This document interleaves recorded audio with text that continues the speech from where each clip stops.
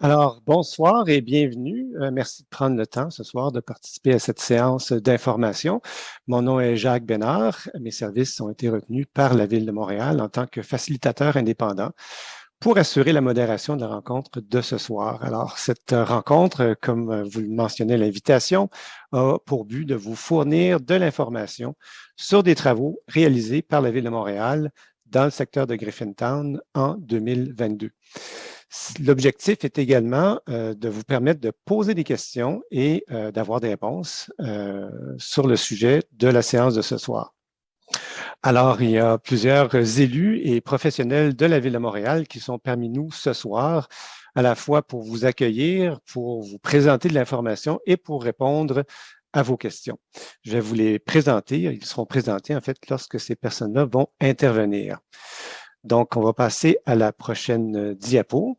Donc, la rencontre de ce soir se déroulera, et donc la précédente. Merci beaucoup.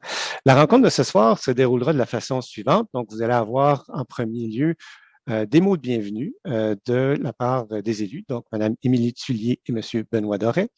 Il y aura ensuite une présentation par les professionnels de la Ville sur l'évolution des travaux en 2022. Suivra après ça une courte présentation sur la communication dans le cadre du chantier avec les riverains. Et après ça, on passera à la période de questions qui sera approximativement d'une durée d'1 heure. On aura un mot de conclusion de Mme Tan Chandli, qui est conseillère d'arrondissement du Sud-Ouest. On prévoit que la rencontre va se terminer vers 20h30. Et en fait, la rencontre est enregistrée également. Alors, si jamais vous ne pouvez pas rester jusqu'à la fin ou si vous avez certains de vos voisins qui ont malheureusement raté cette séance, vous pouvez les diriger vers l'enregistrement. Prochaine diapo. Alors, quelques consignes pour le bon déroulement de la soirée.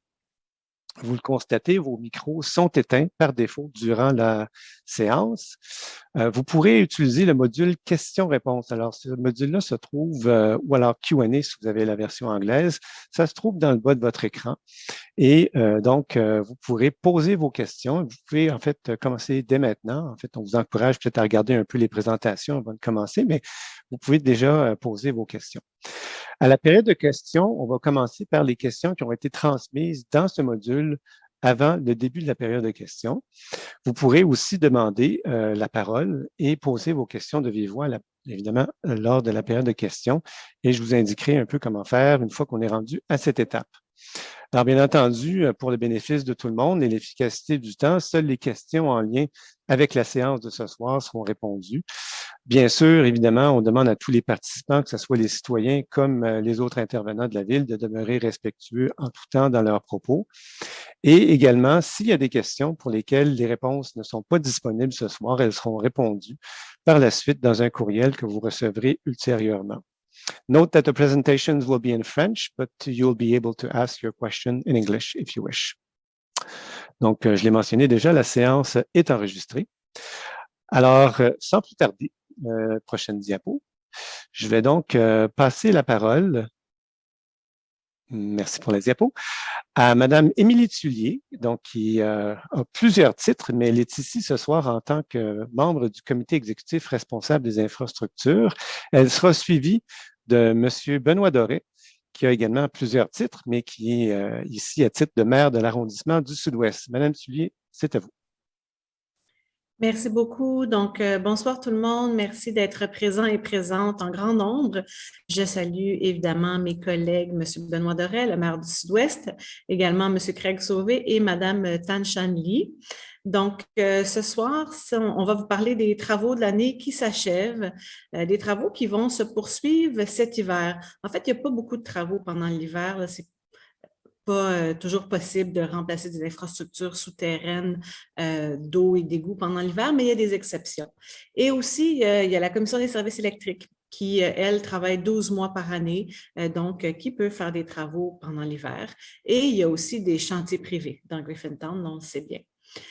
Au printemps, comme chaque année aussi, on va faire une nouvelle séance d'information publique pour présenter les travaux de l'année 2023. Et on a évidemment là, à la Ville une bonne idée de ce qui se profile déjà, mais vous savez, tant que les appels d'offres ne sont pas terminés, on ne peut pas confirmer les travaux. Alors aujourd'hui, là, vraiment, on parle des travaux de 2022. Vous savez, on est tout à fait conscient et consciente là, que d'avoir des travaux de l'ampleur de ce qu'on a dans Griffintown, devant son commerce, devant son immeuble, à côté de chez soi, sur les rues qu'on fréquente au quotidien, c'est pas facile. Il y a du bruit, il y a de la poussière, il y a des chemins de détour, il y a des entraves et vraiment, vous pouvez compter sur nous. Il y a toute une équipe chevronnée aussi qui travaille sur Griffintown, donc à la ville-centre, qui organise le travail, qui communique avec la population. Il y a une équipe aussi, là, évidemment, pour la communication en direct. On va vous en parler tout à l'heure aussi. Et à l'arrondissement, évidemment, vos élus sont là, ainsi que le personnel de l'arrondissement. Et on est très souvent en contact là, pour des questions précises et de planification. Donc, on est là pour vous. On travaille pour Griffintown et c'est ce qu'on va vous présenter aujourd'hui. Donc, je vous souhaite une très bonne soirée. Et donc, je vais passer tout de suite la parole à M. Benoît Doré. Donc, M. Benoît Doré est, comme j'ai mentionné un peu plus tôt, maire de l'arrondissement du Sud-Ouest. Il y a aussi d'autres titres. M. Doré. Oui, merci beaucoup, M. Bénard. Ça me fait vraiment plaisir de prendre la parole ce soir, plus comme maire de l'arrondissement du Sud-Ouest. Alors, merci beaucoup à ma collègue Émilie Tullier d'être avec nous ce soir. Merci beaucoup à l'ensemble des services, que ce soit à la Ville-Centre ou en arrondissement, là, les directions qui sont là pour faire un état de situation de ce qui s'est passé cette année, nos partenaires également qui sont là. Et merci beaucoup à vous toutes et à vous tous là d'être fidèles au poste. À chaque fois qu'on fait une séance d'information, vous êtes nombreuses à y assister. Vous avez des questions pertinentes. Vous vous dites, mais qu'est-ce qui arrive avec mon quartier? Je sais que ça bouge, je vois plein de choses qui s'en viennent, qui sont là. Je vois des travaux, je vois des cônes oranges, je vois que la ville amène des gens sur les terrains, je vois des contrats qui sont votés, je vois que ça bouge. Mais pour d'autres affaires, est-ce que ça bouge autant que ça devrait? Est-ce que sur le programme particulier d'urbanisme, là où on a promis un certain nombre d'investissements, là où on devait déployer beaucoup d'efforts avec différents partenaires, est-ce que ça va avancer? La réponse, c'est oui. Ça fait pas juste bouger en matière de travaux, en matière d'infrastructures, de réaménagement du domaine public dans votre quotidien. Ça bouge également sur différents aspects qui, un jour, vont être concrets. Vous allez davantage les voir. Plusieurs personnes nous approchent en nous disant l'école. Est-ce que ça avance l'école? Oui, ça avance l'école. On est en discussion soutenue avec le centre de services scolaires, avec le ministère également. Alors, plusieurs bonnes nouvelles devraient arriver bientôt avec l'école. Alors oui, ça avance, quelque chose de bien. Ensuite, plusieurs nous disent également le REM là, qui va venir changer la dynamique près de chez nous, dans Griffintown, avec une nouvelle gare qui va s'appeler Bernard Landry Griffintown. Est-ce que ça avance? Oui. On voit les tests qui sont en train d'être faits sur le REM. On sait que la gare de Griffintown va arriver dans un espace et demi après la mise en service avec l'antenne sud. Alors oui, ça aussi, ça avance. On travaille également à voir est-ce que ça peut être contributif au milieu. On sait qu'il y avait des projets avec le bâtiment pont, le bâtiment ferroviaire. Alors oui, on continue à y œuvrer, à avancer là-dessus. Plusieurs personnes nous disent également, en matière de parc, là, la ville nous avait dit qu'il y a un déficit en parc en espace vert. Dans le PPU, il faudra avoir l'équivalent là, du parc Laurier partout à certains endroits stratégiques. Pourtant, il me semble que j'ai juste vu le parc du bassin à Gravier, au bassin du Havre, un petit peu plus loin, un peu plus à l'ouest. Il y a la place du Séminaire, là, il y a la place des Ariments qui a été fait cet été avec toute une grosse vague de chaleur. Mais est-ce que le reste avance? Oui. Est-ce que ça avance plus lentement qu'on pensait? C'est vrai aussi. Est-ce qu'il y en a une partie qui est due justement à la pandémie, au contexte économique qui est difficile? Oui. en partie, mais pas exclusivement. On va pas mettre sur la pandémie puis le contexte difficile 100% de l'apport pourquoi ça avance un peu plus lentement les parcs. Mais il y a des enjeux vraiment importants à regarder, mais on veut avancer et on va le livrer. Puis après, en dernier moment, dernière chose que je voulais vous mentionner, c'est plusieurs personnes nous disent, bon, on va faire ce soir là, le bilan des travaux, voici ce qui devrait se passer, là. Il va y avoir quelques travaux qui vont se passer encore cet hiver, puis vous allez nous revenir au printemps avec une autre série de travaux. Mais le PPU, là, le programme particulier d'urbanisme, celui sur lequel là, souvent je me réfère à la maison parce que je suis un citoyen de Griffintown, une citoyenne de Griffintown qui dit, moi j'ai voulu investir dans un coin où on me promettait un milieu complet. On me disait qu'on allait tout réaménager le domaine public, ça serait vraiment intéressant, ce serait écologique, on aurait de la mobilité durable, etc. Ça avance, mais on est rendu où? Mais on est rendu à mi-chemin. Et c'est pour ça que hier, en conseil d'arrondissement, ou avant-hier, en conseil d'arrondissement, on a voté une demande au comité exécutif. Je peux déjà vous donner un scoop, le comité exécutif va dire oui. Alors, on va mandater l'Office de consultation publique de Montréal pour un exercice de mi-existence du PPU. L'année prochaine, en 2023, le PPU va avoir 10 ans. C'était bâti sur un consensus. C'est un contrat social, le PPU Griffintown. Et puis, on est à 52% à peu près là, du développement en matière immobilière. Ben, c'est un moment de se dire, où est-ce qu'on s'en va? Est-ce que le développement tel qu'on le prévoyait le faire, est-ce que ça tient encore la route? La stratégie avouée du projet particulier, où on profitait de cette différence entre le règlement d'urbanisme et le plan d'urbanisme pour aller demander un paquet de choses contributives au milieu. Est-ce que ça, c'est encore la bonne stratégie? Si oui, parfait, quelles conditions gagnantes on se donne? Si c'est pas le cas, ben, qu'est-ce qu'on se donne, puis qu'est-ce qu'on revoit dans le programme particulier d'urbanisme? Alors ça, c'est à suivre. Mais pour l'instant, je vous laisse en bonne main avec l'ensemble des services, des partenaires qui vont vous faire un état de la situation, qui vont répondre à vos questions. Nous sommes préparés, vous êtes nombreux et nombreuses, on s'attend à pas mal de questions, alors on va être là pour y répondre. Merci beaucoup tout le monde. Excellente soirée parmi nous. Je vous remercie de nouveau, M. Bénard. Merci beaucoup de cette intervention. Alors, on voit effectivement que vous avez sûrement déjà reçu des questions vous-même parce que vous avez fait un exercice de questions-réponses à vous-même, vous tout seul. Alors, merci pour cette introduction, Mme Soulier, M. Doré.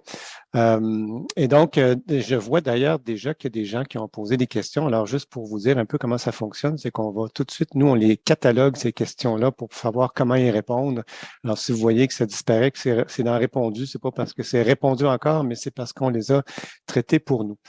Alors, on va maintenant passer, je vais inviter Sophie Charette à se joindre à moi. Bonsoir, Sophie. Bonsoir. Alors, Sophie est donc chargée de communication au service de l'expérience citoyenne et des communications de la Ville de Montréal. Alors, Sophie, je comprends que vous avez mis en place une page Facebook pour interagir de façon plus quotidienne avec les citoyens. Alors, avant de faire les présentations, demander à tes collègues de faire tes présentations, vraiment, j'aimerais peut-être un peu savoir qu'est-ce que les citoyens se posent comme question. Quels sont les commentaires qui reviennent? Alors, Sophie. Bien, merci beaucoup. Bonsoir à tout le monde. En fait, c'est une belle occasion de dire qu'on a mis ce groupe en place depuis février 2021, donc ça va bientôt faire 2 ans.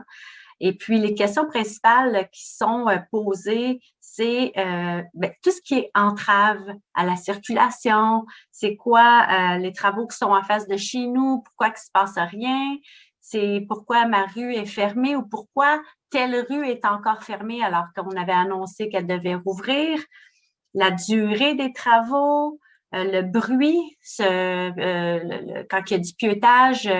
Donc, c'est une occasion pour nous. En fait, on a mis ce groupe-là disponible parce qu'on trouvait que c'était important de pouvoir répondre aux citoyens et aux citoyennes, donc de permettre une communication bidirectionnelle entre nous, la ville, et entre la population du secteur de Griffintown. Alors, on sait, les travaux sont là, sont dans leur quotidien, et c'est important de les écouter et de pouvoir répondre à leurs questions le plus rapidement possible. Donc, c'est ce qu'on tente de faire. Et donc, ça, c'est la majorité des questions, en gros. Là, puis quand il y a des nouveaux travaux qui se passent chez eux, comme entre autres le cabinet de télécommunications, c'est quoi, à quoi ça sert? Il va-t-il en avoir en face de chez nous? Où est-ce qu'ailleurs, dans Griffintown, on va pouvoir trouver ces cabinets-là? Alors, c'est toutes des questions auxquelles on travaille avec les gens de l'arrondissement La Ville-Centre pour trouver les réponses, puis pour pouvoir vous renseigner le plus rapidement possible. Et c'est justement ces questions-là là, qui seront traitées ce soir, et c'est l'opportunité que vous avez aussi de poser vos questions directement aux gens de la Ville de Montréal et de l'arrondissement. Voilà, Merci Jacques. beaucoup. Merci Sophie. Et donc, on va justement passer aux présentations. Alors, attendez-vous d'en avoir quelques-unes ici. On va parler du bilan d'avancement général. On va parler également des travaux sur les rues. On va parler de traitement des eaux, d'épuration des eaux. En fait, on va parler de toutes sortes de choses, de conduite d'aqueduc, de services électriques. Et on va commencer par...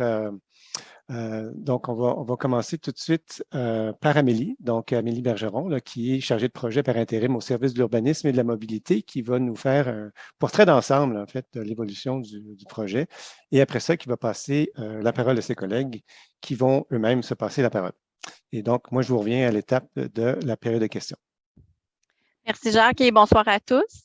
Depuis les dernières années, la Ville de Montréal déploie beaucoup d'efforts pour améliorer l'environnement urbain de Griffintown. Vous en êtes témoins au quotidien.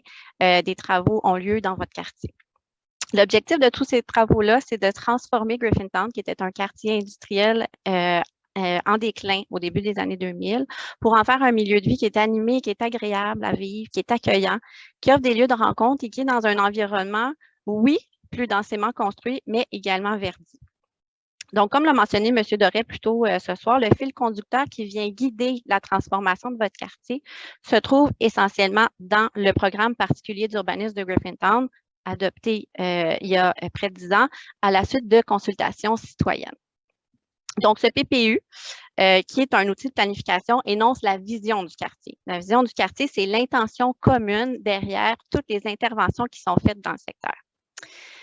La création donc de ce milieu de vie de qualité, c'est l'objectif du projet Griffintown qui coordonne tous les travaux dans le secteur.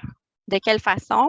En transformant les rues, donc sur près de 10 km linéaires, pour qu'elles soient plus confortables, plus sécuritaires, en accordant plus de place aux piétons, aux cyclistes, au transport collectif et en les verdissant. Puis, d'autre part, en aménagement des espaces publics. Donc, il y en a près d'une douzaine à aménager. Donc, pour qu'il y ait plus d'espaces verts, de parcs, de lieux pour se rencontrer, s'arrêter, profiter de la qualité de vie qui est offerte. Donc, bien entendu, le PPU a été réfléchi il y a plus d'une dizaine d'années, mais il demeure que la plupart de ces objectifs demeurent quand même toujours d'actualité, particulièrement en lien avec toute la notion d'adaptation au changement climatique, qui est un fondement du plan climat et de Montréal 2030. Donc, le programme du projet est ambitieux, mais soyez assurés que chacune des interventions est un pas de plus vers ce quartier où il fait bon vivre. Prochaine diapo, s'il vous plaît. Donc, pour assurer la transformation du quartier industriel en milieu de vie, donc des investissements importants sont faits par la Ville. Quel est le bilan à ce jour? Donc, près de 5 km de rues ont été aménagées. Donc, dans la plupart des cas, les trottoirs sont élargis, des fosses de plantation sont aménagées, du mobilier urbain est ajouté. Près de, ensuite, 3 km d'aménagements cyclables ont été ajoutés. Donc, on souhaite offrir une alternative qui est sécuritaire et efficace à l'automobile. Donc, on privilégie autant les axes nord-sud que les axes est-ouest pour connecter Griffintown à l'ensemble de la ville. À propos des parcs et des places, donc, on en compte 4 nouveaux qui sont localisés à la diapo suivante. Donc, il s'agit du parc du bassin à Gravier, qui est situé de part et d'autre de la rue des Bassins, la place des Aiguilleurs et la promenade Smith-Ouest, la place des Débardeurs. Donc, vous pouvez voir là, ces 3 aménagements-là, ces 3 réalisations-là à la diapo suivante, et la place des Arrimeurs dont on va parler un peu plus loin dans la présentation. Donc, pour conclure cette diapositive-là, jusqu'en 2021, la Ville a investi près de 110 millions de dollars dans le secteur. On va maintenant faire le point sur l'état d'avancement des parcs. On sait que ça suscite énormément de questions et avec raison.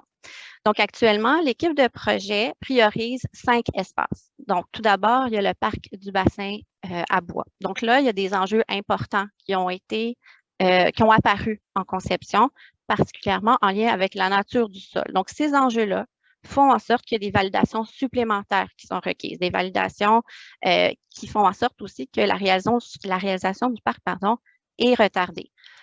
Néanmoins, l'objectif de l'équipe de projet, c'est de procéder au début des travaux à la fin 2023, ce qui porterait la livraison du parc en 2025. Le deuxième espace public sur lequel on travaille très fort, c'est la place William Dow, où on raffine actuellement la conception qui avait déjà été avancée en exercice de co-conception avec les citoyens.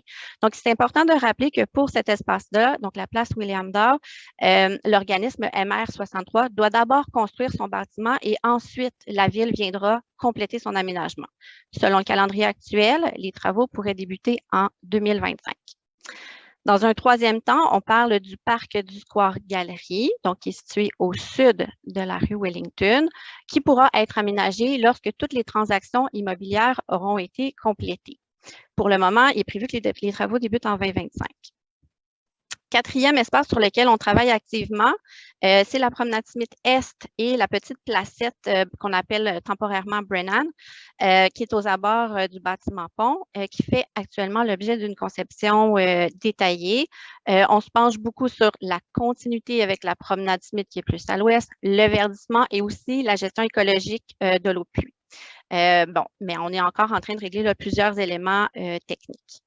En dernier lieu, on travaille également sur la placette du Square Galerie. Donc, ça, c'est un tout petit espace qui est situé à l'extrémité sud de la rue du Square Galerie, qui fera donc l'objet d'une conception très prochainement et qui sera dans le même esprit que la place des débardeurs qui est située un peu plus à l'ouest. Voici maintenant ce qu'il en est, donc dans le fond, voici maintenant ce qu'il en est pour la planification des autres parcs. Donc, qui ne sont pas nécessairement dans la priorité, mais qui font quand même partie du carnet de ce qu'on souhaite réaliser. Donc, il y a le parc archéologique de la Pointe des Seigneurs, où il y a des études qui doivent être menées pour toutes les questions de contamination puis de respect des vestiges archéologiques, qui est une grande richesse du site. Ces études-là n'ont pas encore été réalisées. Ensuite, il y a le parc des eaux cachées qui est très convoité dans l'arrondissement, notamment pendant plusieurs mois pour l'aménagement d'un bassin souterrain de rétention. Donc, ce projet-là a été écarté de façon, je dirais, assez définitive cet été, mais en ce moment, il sert très honnêtement d'aire d'entreposage. Par contre, malgré tout, il y a quand même des travaux préparatoires qui ont eu lieu cette année. Donc, il y a eu démantèlement des équipements pétroliers qui étaient plutôt au sud du site. En dernier lieu, le parc Mary Griffin, pour lequel on reçoit aussi énormément de questions, mais le site est actuellement utilisé comme aire logistique par la Caisse de dépôt et placement, dans la perspective aussi de la construction de la station, possiblement que ce site-là va être utilisé. Donc, dans les prochaines étapes pour ce parc-là, ça va être de valider la programmation qui avait été établie en exercice de co-conception parce qu'à l'époque, le positionnement de la station n'était pas encore définitif. Donc, en conclusion, par rapport au parc dans Griffintown, le prochain qu'on souhaite voir le jour dans Griffintown, c'est le parc du bassin à bois, qui serait un ajout de plus de 10 000 m² aux espaces publics du quartier. Les prochaines diapositives vont être consacrées au bilan des travaux qui ont été réalisés en 2022. On va débuter avec la place des arrimeurs. Je t'inviterai à avancer dans les diapositives. Voilà. Donc, la place des arrimeurs a été inaugurée cet été. Donc, elle permet d'offrir un lieu de rencontre qui est vraiment à proximité de plusieurs liens cyclables. Donc, il y a la rue Ottawa, la rue William, la rue Guy, puis aussi de verdir davantage le quartier. Il est installé une œuvre d'art aussi, qui est une première étape dans la mise en place du corridor culturel de Griffintown sur la rue Ottawa, où on va voir l'installation de 4 œuvres d'art dans l'axe. Sur ce, je cède la parole à ma collègue Myriam, qui va vous présenter plus en détail une grande partie des travaux qui a été réalisés en 2022. Merci beaucoup, Amélie, puis bonsoir à tous. Pour ma part, je vais vous parler des travaux dans les rues du secteur Griffintown. Mais d'entrée de jeu, je veux juste vous rappeler que vous êtes quand même 16 000 nouveaux résidents dans le quartier depuis 2005, puis encore 15 000 là, à arriver d'ici la fin du développement du quartier. Et donc, nécessairement, là, les infrastructures qui sont vieillissantes dans les rues doivent suivre cette densification. Donc, tous ces résidents-là sont amenés à être alimentés en eau, en électricité, rejettent des eaux usées en tirant la chasse d'eau, en faisant la vaisselle. Donc, c'est vraiment pour vous que l'on doit mettre à niveau les infrastructures vieillissantes dans le quartier. Commençons par la rue William, entre de l'inspecteur et de la montagne. Il s'agit de travaux d'infrastructure et d'aménagement de surface temporaires qui ont été complétés en 2022. Donc, en chiffres, là, c'est près d'un demi-kilomètre de conduite d'égout qui datait de 1867. Donc, c'était une conduite qui était en briques, très, très vieillissante. Puis, on est venu la remplacer, comme vous le voyez dans la photo à gauche, par une conduite en béton qui a 1,8 mètre de diamètre. Donc, ça, pour vous donner une image, là, quelqu'un pourrait marcher à l'intérieur de la conduite tellement c'est important en dimension. À ça, on a aussi ajouté des conduites d'eau potable qui dataient des années 1900. On a aussi ajouté des chambres, une vingtaine de chambres de vannes. Qu'est-ce que c'est qu'une chambre de vanne? C'est une structure souterraine en béton dans laquelle on retrouve des gros robinets là, qui permettent de fermer les conduites d'eau. Donc, c'est vraiment imposant, c'est majeur. On en a mis une vingtaine dans cette rue-là. On a aussi construit une station de pompage à l'intersection de la rue Anne et de la rue William, puisque l'égout qu'on a construit, où on l'a raccordé, il est plus bas que l'égout où on se rejette. Donc, on se doit de pomper les eaux pour pouvoir rejeter. Sachez que cette station de pompage-là est temporaire, mais elle est nécessaire là, pour le bon fonctionnement de l'égout. Puis, on va pouvoir revenir pour finir les travaux plus à l'est une fois que les travaux du REM seront complétés. La photo de droite nous montre bien la raison pour laquelle nous effectuons des aménagements temporaires dans le secteur. En effet, quand on vient à faire des travaux sur une rue, on analyse les terrains limitrophes et s'il y a un projet immobilier qui est visé par un de ces terrains-là, on va vraiment prendre la décision d'aménager de manière temporaire parce que, comme vous le voyez, ils ont besoin d'espace sur les trottoirs pour venir ériger les grues, entreposer des matériaux. Donc, c'est vraiment dans une optique de pérennité des ouvrages qu'on fait le choix de mettre des aménagements temporaires. Concrètement, ce que l'air de la rue William maintenant, ce sont quand même des trottoirs qui sont élargis, qui viennent ajouter un 500 mètres de piste cyclable en direction ouest du côté nord de la rue, puis le maintien d'une voie de circulation en direction ouest aussi. Notez qu'il y a encore des poteaux électriques qui se trouvent entre Peel et de la montagne. Ça, c'est parce qu'on a construit le réseau souterrain pour pouvoir enfouir les fils, mais le processus d'enfouissement étant un processus assez long, il faut que les fils soient enfouis et ensuite les poteaux pourront être retirés.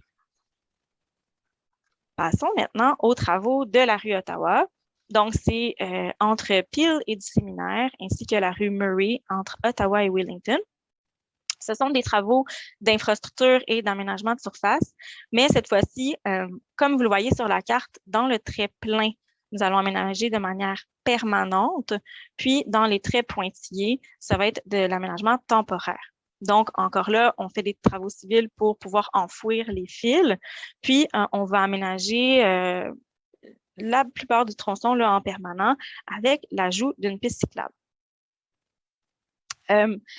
Il faut noter que là, les travaux d'hiver, les travaux d'hivernisation sont en cours de finalisation.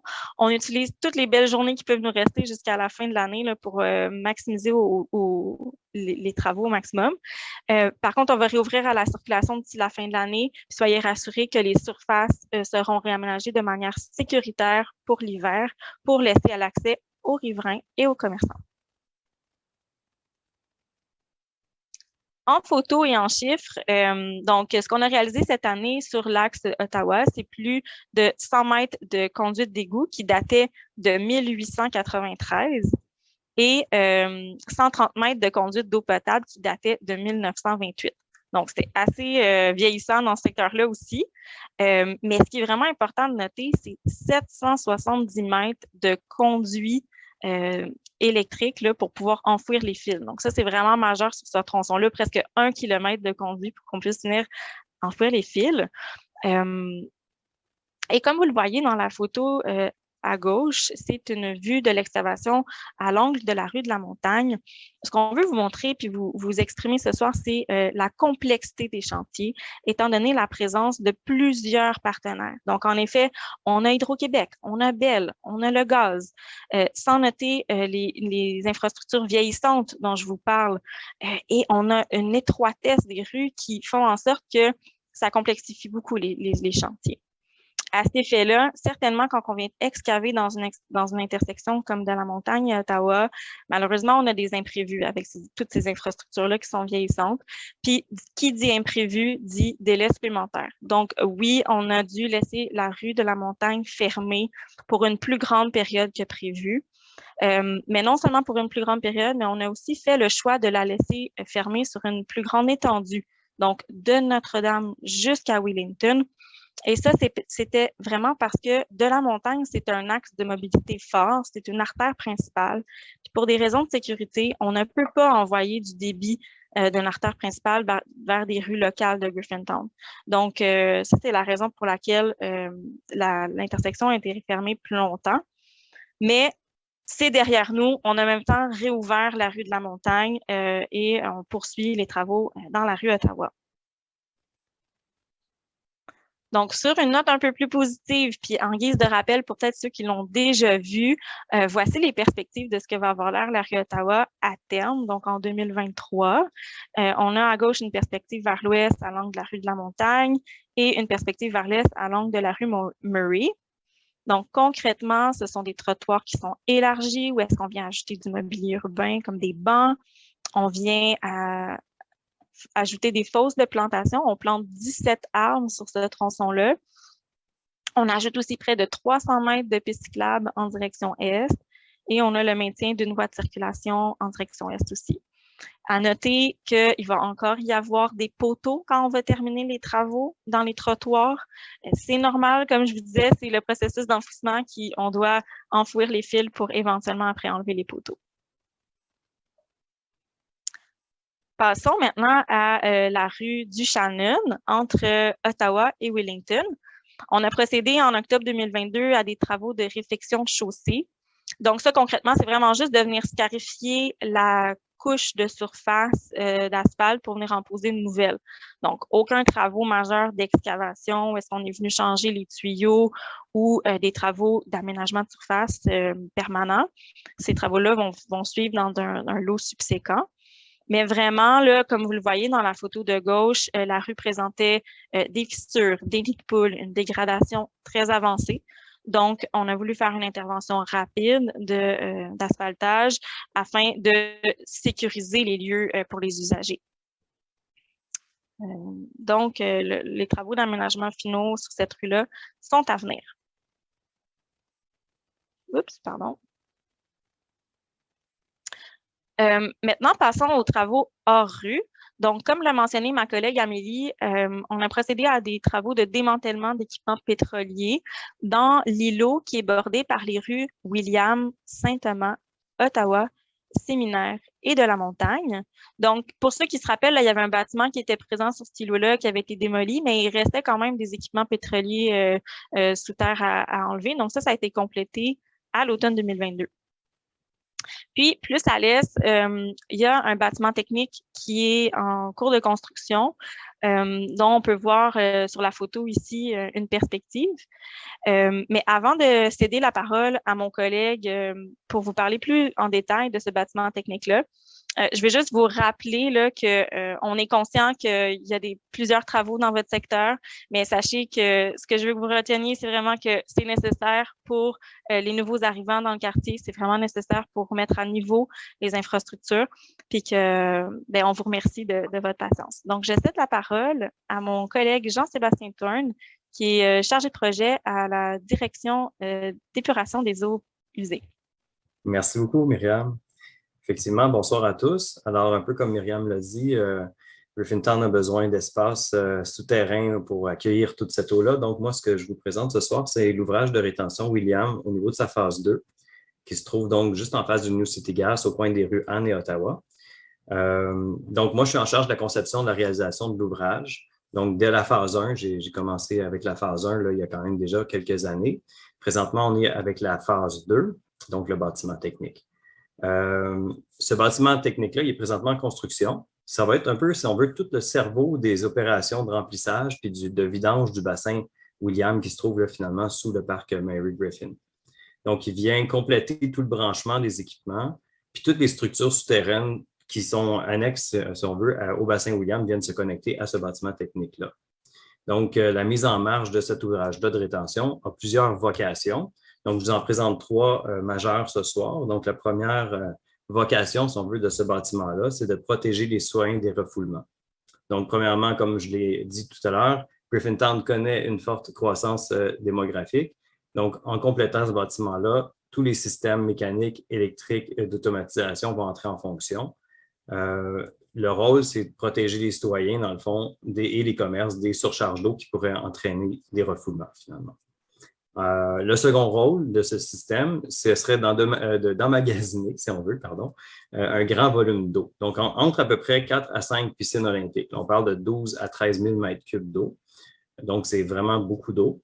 Ce grand réservoir-là permet donc, en temps de pluie, de dériver toute la pluie, les eaux grises, donc des trottoirs, les eaux usées également. Ils vont être dérivés vers le bassin, puis vont être traités plus tard, finalement, plutôt que de déborder au fleuve. Donc, ça va protéger, en second rôle, si on veut, le fleuve également. En troisième rôle, c'est d'opérer, dans le fond, toute cette mécanique-là et l'électricité du bassin William à partir d'un point complètement extrême de la ville de Montréal, donc à Rivière-des-Prairies, où se trouve la station d'épuration GR Marcotte. La station d'épuration GR Marcotte a un vaste système de contrôle à distance des installations de partout à travers la ville de Montréal. Donc, le bassin William et tous ses systèmes mécaniques, électriques et d'automatisation vont donc être opérés à partir de cet emplacement-là. L'entrepreneur présentement en chantier, comme je l'ai mentionné tout à l'heure. Donc, suite à une réalité de chantier un peu plus complexe ces dernières années, l'entrepreneur va pouvoir compléter finalement l'installation de tous ses équipements au courant de l'été 2023. Donc, l'ouvrage final pourra donc finalement être mis en fonction à la fin de l'année 2023. Donc, ça résume pas mal tout ce qui entoure le bâtiment technique finalement que je vous ai présenté ce soir. Je vais donc céder maintenant la parole à ma collègue Dominique Filion, coordonnatrice de projet à la direction de l'eau potable. Merci Jean-Sébastien. Alors, bonsoir à tous. Je viens vous parler du projet de la rue Guy, entre les rues William et Saint-Jacques. Alors, c'est un projet qui consiste à remplacer la conduite principale d'eau potable, qui est une conduite qui date de 1903. On en profite également pour remplacer les conduites d'eau potable et d'égouts secondaires et on ajoute également une conduite d'égout pluvial. Donc, depuis la dernière séance d'information qui avait lieu en mars dernier, donc le contrat a été octroyé. L'entrepreneur, lui, s'est mobilisé en chantier à la fin juin. On suit actuellement l'échéancier qu'on vous avait présenté en mars dernier. Comme on le voit sur la diapo à l'écran, les interventions prévues cette année sont dans le tronçon Notre-Dame-Saint-Jacques, puis également dans l'intersection William. On va procéder à une pause hivernale pour revenir au printemps, compléter les travaux dans le tronçon entre William et Notre-Dame. Pour terminer les travaux à l'automne prochain dans l'intersection Notre-Dame. Alors, prochaine diapo. Alors, voyons en photo ce qui a été réalisé jusqu'à maintenant. Tout d'abord, dans la photo du centre, là, on voit qu'on a procédé dès le début des travaux à des fouilles exploratoires. Là. On avait besoin de ça pour aller chercher plus d'informations, notamment au niveau des conditions du sol, au niveau aussi de certaines structures, plus particulièrement là, au niveau des massifs électriques et aussi certaines parties de conduite principale. À gauche, là, on voit un tronçon de la conduite principale, donc on appelle ça une feuille, mais en tout cas, un bout de conduite principale qui a été installé. C'est une conduite qui mesure 600 mètres de diamètre, qui est faite de béton ou acier. Et on a également construit une chambre de vanne au sud de la rue Saint-Jacques, comme on le voit sur la photo à droite. Alors, c'est une structure là, imposante qui est construite en place et de dimension là, 4 mètres par 6 mètres avec une profondeur de 4 mètres. Donc, c'est imposant comme structure. Prochaine diapo, là, je vous montre plus en détail ce qu'on a réalisé, puis aussi ce qui reste à faire d'ici la fin de l'année, parce qu'il nous reste encore là, quelques semaines de travaux, même si aujourd'hui il y a neigé, nous, il nous reste encore des travaux. Donc, comme je disais tout à l'heure, on a fait des fouilles exploratoires. On a aussi installé durant les travaux un réseau d'alimentation temporaire pour s'assurer que tous les bâtiments étaient alimentés en eau. On a également construit les conduites d'eau puis les chambres de vanne. À cet effet, il nous reste quelques travaux à faire entre Notre-Dame et Saint-Jacques. Certains d'entre vous peut-être se rendent compte que les travaux sont au ralenti. Ils vont reprendre dès la semaine prochaine, en fait, puisqu'on était en attente de livraison de pièces de conduite avec des délais extraordinaires qu'on a connus en 2022, qu'on n'avait pas connus avant. Et il reste également à installer une deuxième chambre de vanne juste au nord de Notre-Dame. Ce qui fait qu'à partir de la semaine prochaine, vous allez voir quand même beaucoup d'actions dans ce tronçon-là. Notamment aussi, il va y avoir des entraves dans la rue Notre-Dame, là, une fermeture partielle et je vous rassure, là, la circulation va être maintenue, mais avec certaines entraves. Il va y avoir, je vous confirme aussi, une présence policière. Donc, ça, c'est pour quelques jours la semaine prochaine, c'est pas pour toute la semaine. Donc, on parle, en tout cas, ce qui est prévu, c'est du 22 au 24 novembre. Et bien sûr, depuis la mi-octobre, tout le monde sait qu'on est mobilisé dans l'intersection William-Guy pour installer un égout secondaire. Donc, ça, c'est à la prochaine diapo. Alors, comme on le voit sur la photo, il s'agit d'une excavation là, profonde où on rencontre plusieurs types de conduites. Et pourquoi il n'y a pas de travaux en ce moment? Certains d'entre vous ont été déjà informés, mais je prends la peine là, de le rappeler. On a rencontré un enjeu important durant l'excavation, donc une structure souterraine d'un autre partenaire qui nécessite une réparation. Cette réparation-là n'était pas planifiée dans l'échéancier. Donc, on est en attente de cette réparation-là qui est prévue la semaine prochaine. Et après, on va pouvoir, l'entrepreneur qui fait les travaux va pouvoir se remobiliser pour pouvoir compléter les travaux. Donc, ce qui est prévu, c'est qu'on termine les travaux à la mi-décembre. Ça veut dire aussi la réfection de pavage de trottoir. On redonne tout ce secteur-là, on le redonne pour décembre, pour toute la période hivernale. Donc, il n'y a aucun travaux cet hiver dans ce secteur-là. On va reprendre les travaux au printemps 2023 pour travailler dans le tronçon entre William et Notre-Dame. Voilà, je passe la parole à M. Gilles Godet de la Commission des services électriques. Merci, Dominique. Bonsoir, Gilles Godet, directeur de la planification, relation des grands partenaires pour la Commission des services électriques. Notre rôle à nous, c'est de collaborer avec la Ville, Hydro-Québec, les entreprises de télécommunications, afin de faire le réseau souterrain pour permettre l'enfouissement. Si on passe à la diapositive suivante, s'il vous plaît. Au niveau des interventions en 2022, à l'heure actuelle, dans le secteur de la rue Bassin, Ollier, Square Galerie et Rioux, les travaux civils sont complétés. Donc, les opérations qui sont en train de se faire, c'est de l'enlèvement des câbles par les compagnies de télécommunications par Hydro-Québec. Les travaux sont en cours, de finaliser cet automne au début de l'hiver. On vise l'enlèvement des poteaux en 2023. À la diapositive suivante, s'il vous plaît.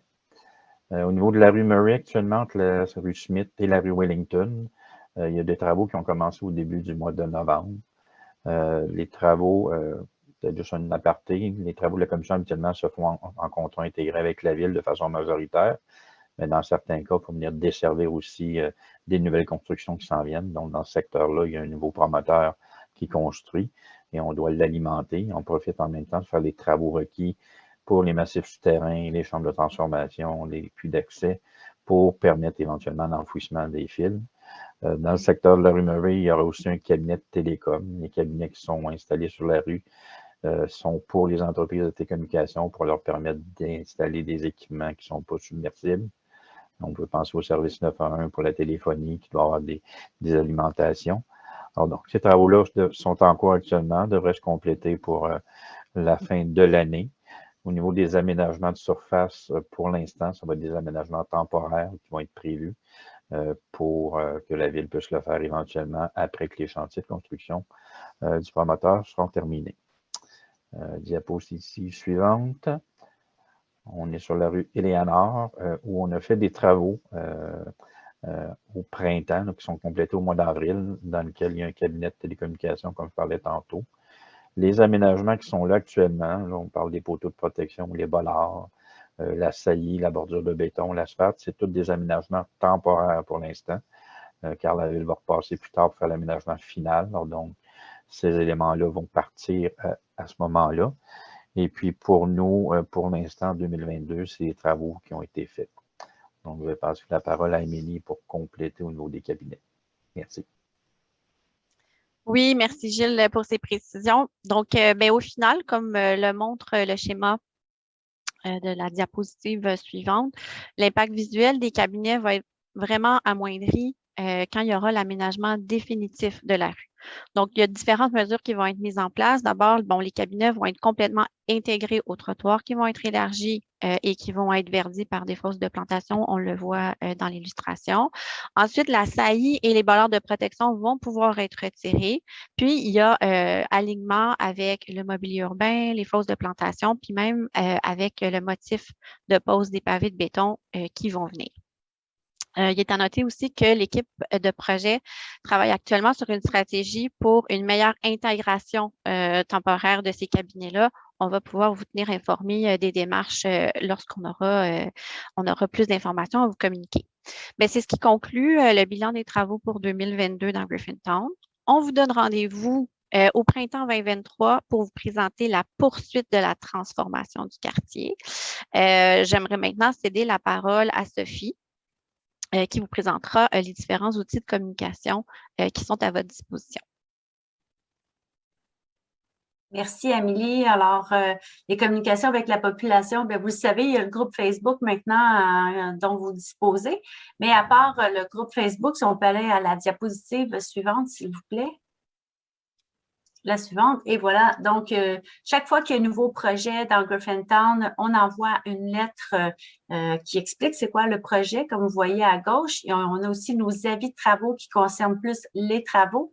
Et à droite, c'est l'infolettre. Alors, on vous invite tout le monde là, maintenant à vous abonner en fait à cette infolettre-là qui est électronique. Donc, toutes ces lettres que vous voyez, les avis de travaux, sont envoyés via notre infolette électronique et tout est déposé aussi sur le site de montréal.ca.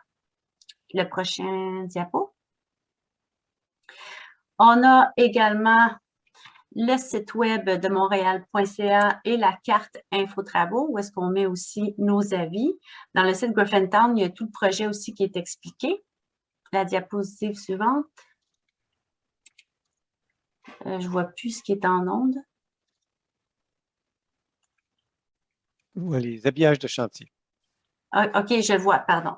L'habillage de chantier, alors sur les clôtures, on va installer les bannières de chantier qui présentent aussi des images de ce à quoi va ressembler votre rue une fois terminée. Il y a aussi les panneaux qu'on voit à droite. C'est un exemple pour la place des armeurs qu'on va mettre sur les lampadaires à proximité. Et la diapositive suivante, on a le comité de bon voisinage qui se rencontrent de façon ponctuelle. C'est lors de ces rencontres-là qu'on se pose, qu'on discute en fait des problématiques qui sont liées au chantier et on propose des mesures d'atténuation dans ce temps-là. Donc, ça concerne tous les riverains, les commerçants, les institutions, les gestionnaires d'immeubles, les particuliers. C'est lors de ces rencontres-là qu'on discute des problématiques. Et si vous voulez faire partie participer au comité de bon voisinage, à la fin de la séance, il y aura un sondage d'appréciation qui va vous être envoyé et justement, on va vous demander d'inscrire votre courriel si vous voulez être invité à la prochaine séance.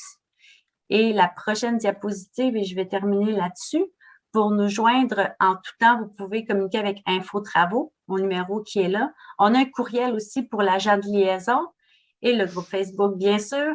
Et il y a aussi les avis et alertes. Donc, chaque fois qu'il y a une fermeture d'eau, on envoie un texto, entre autres, aux personnes qui sont abonnées. Et vous pouvez vous abonner sur montréal.ca pour recevoir ces textos. Merci. Alors, merci à tous et à toutes pour ces présentations. Donc, on va maintenant passer à la période de questions. Vous avez été assez prolifique pendant les présentations. On a déjà presque une trentaine de questions là, qui ont été posées par écrit. Et on va prendre le temps d'y répondre. Plusieurs questions sont peut-être les mêmes aussi. Donc, s'il y a des questions qui se répètent, une fois qu'on aura donné l'explication, ça sera valide pour les questions semblables. Donc, avant de débuter, je vous rappelle quelques consignes de base. Bien évidemment, les questions qui seront répondues sont celles qui correspondent au sujet de ce soir. Comme je l'ai mentionné, on demande à tout le monde d'être respectueux également. Et si jamais il n'y a pas effectivement les réponses à vos questions ce soir, si les intervenants n'ont pas de réponse par rapport à votre question, ça sera répondu par courriel un peu plus tard. Donc, on veut aussi laisser la chance au plus grand nombre d'intervenir. Alors, si jamais vous décidez, puis je vais vous mentionner tout à l'heure comment poser vos questions verbalement, soyez concis, hein, et puis comme ça nous permettra de répondre à un maximum de questions. Alors, maintenant, donc, deux options qui s'offrent à vous. Il y a déjà des gens qui ont choisi l'option d'envoyer leurs questions par écrit là, dans le module questions et réponses. Vous pouvez continuer de le faire. On va commencer par toutes les questions qui nous ont été posées jusqu'à maintenant. Et après ça, dans le fond, on va prendre les nouvelles questions, qu'elles soient des questions posées verbalement ou encore d'autres questions par écrit. Alors, si vous voulez intervenir verbalement, vous avez qu'à lever la main. Donc, dans le bas de votre écran, il y a une petite icône avec une main comme ça. Alors, vous cliquez dessus et puis ça nous dira que vous voulez intervenir et prendre la parole. Voilà. Donc, c'est pas mal ça que j'avais à vous dire comme consigne de départ. Et on va commencer avec la première question. Donc, pour vous dire un peu comment ça fonctionne aussi, comme on dit, les gens qui travaillent derrière lisent vos questions. Elles sont donc répertoriées toutes et on nous indique aussi qui va répondre. Alors, moi, ça me facilite beaucoup la tâche. Merci à ceux Angélie qui est derrière là, et également à Sophie là, qui font ce travail-là. Première question qui est de Benoît Pilon. Alors, Benoît Pilon se demande, dans le fond, pose une question sur la tour de l'aiguillage. Et il semble qu'il y a un lien entre les travaux du REM et l'embellissement de cette tour-là. Et donc, Benoît Pilon voulait savoir si et mentionne dans le fond là, que ce bâtiment-là, il y a déjà un arbre qui pose dessus, donc on peut imaginer qu'il n'est pas nécessairement en très bon état et fait état de l'importance de préserver ces bâtiments-là, d'entretenir les bâtiments du passé, pas juste les nouvelles constructions. Donc, la question s'adresse à Amélie, je crois. Amélie, donc, quel est le lien entre les travaux du REM et la mise en valeur de ce bâtiment-là? Et est-ce que, dans le fond, est-ce que ça va être envisagé là, de mettre en valeur le bâtiment? On parle ici d'un projet qui s'appelle le projet Manœuvre, hein, qui devait être un projet de mise en valeur. Amélie. Oui, donc en fait, on a fait les vérifications auprès du service des immeubles qui est responsable de ce projet-là. Le projet Manœuvre était avancé avant qu'il y ait le projet du REM, donc ce projet-là a été arrêté. Maintenant, la tour d'aiguillage, c'est un bâtiment dont on reconnaît la valeur patrimoniale, mais se trouve actuellement à l'intérieur de l'aire de travaux du REM. Donc, ce que nous disent nos vis-à-vis au service des immeubles, c'est qu'il y a des études qui sont en cours pour évaluer les travaux qui vont devoir être faits pour assurer le maintien de ce bâtiment-là. et que c'est seulement une fois qu'il y aura la mise en service du REM qu'on pourra définir un projet. Donc, à la question, est-ce qu'on peut avancer un calendrier? Mais malheureusement, non, ce n'est pas possible parce qu'on doit attendre la fin, la mise en service du REM pour pouvoir mieux définir le projet. Alors, M. Pilon ici fait état justement d'un mauvais état de l'immeuble. Est-ce que, dans le fond, la Ville a l'intention ou assure un suivi, dans le fond, de l'état de l'immeuble pour pas qu'il se détériore? Je pense que c'était le sens aussi de la question de Oui, M. Pilon. l'étude est en cours et puis, en fait, on est en train de définir tous les travaux qui sont requis pour assurer son maintien. Très bien, merci beaucoup. Alors, deuxième question de Benoît Pilon, cette fois-ci qui s'adressera à Marc-André Hernandez, là, qui est de l'arrondissement. Quand entrera en vigueur l'interdiction aux camions de circuler sur la rue Wellington? Marc-André. Merci. Je vais en profiter peut-être aussi pour répondre à la question de M. Pursuc qui aussi s'y apparente sur le plan de camionnage. Donc, effectivement, l'arrondissement a révisé complètement son plan de camionnage cette année. C'est un processus d'adoption en plusieurs étapes. La dernière étape pour qu'on puisse le mettre en vigueur, c'est que le ministère des Transports donne son accord, le ministère des Transports du Québec. Nous sommes en contact actuellement avec le ministère, donc les discussions vont bon train.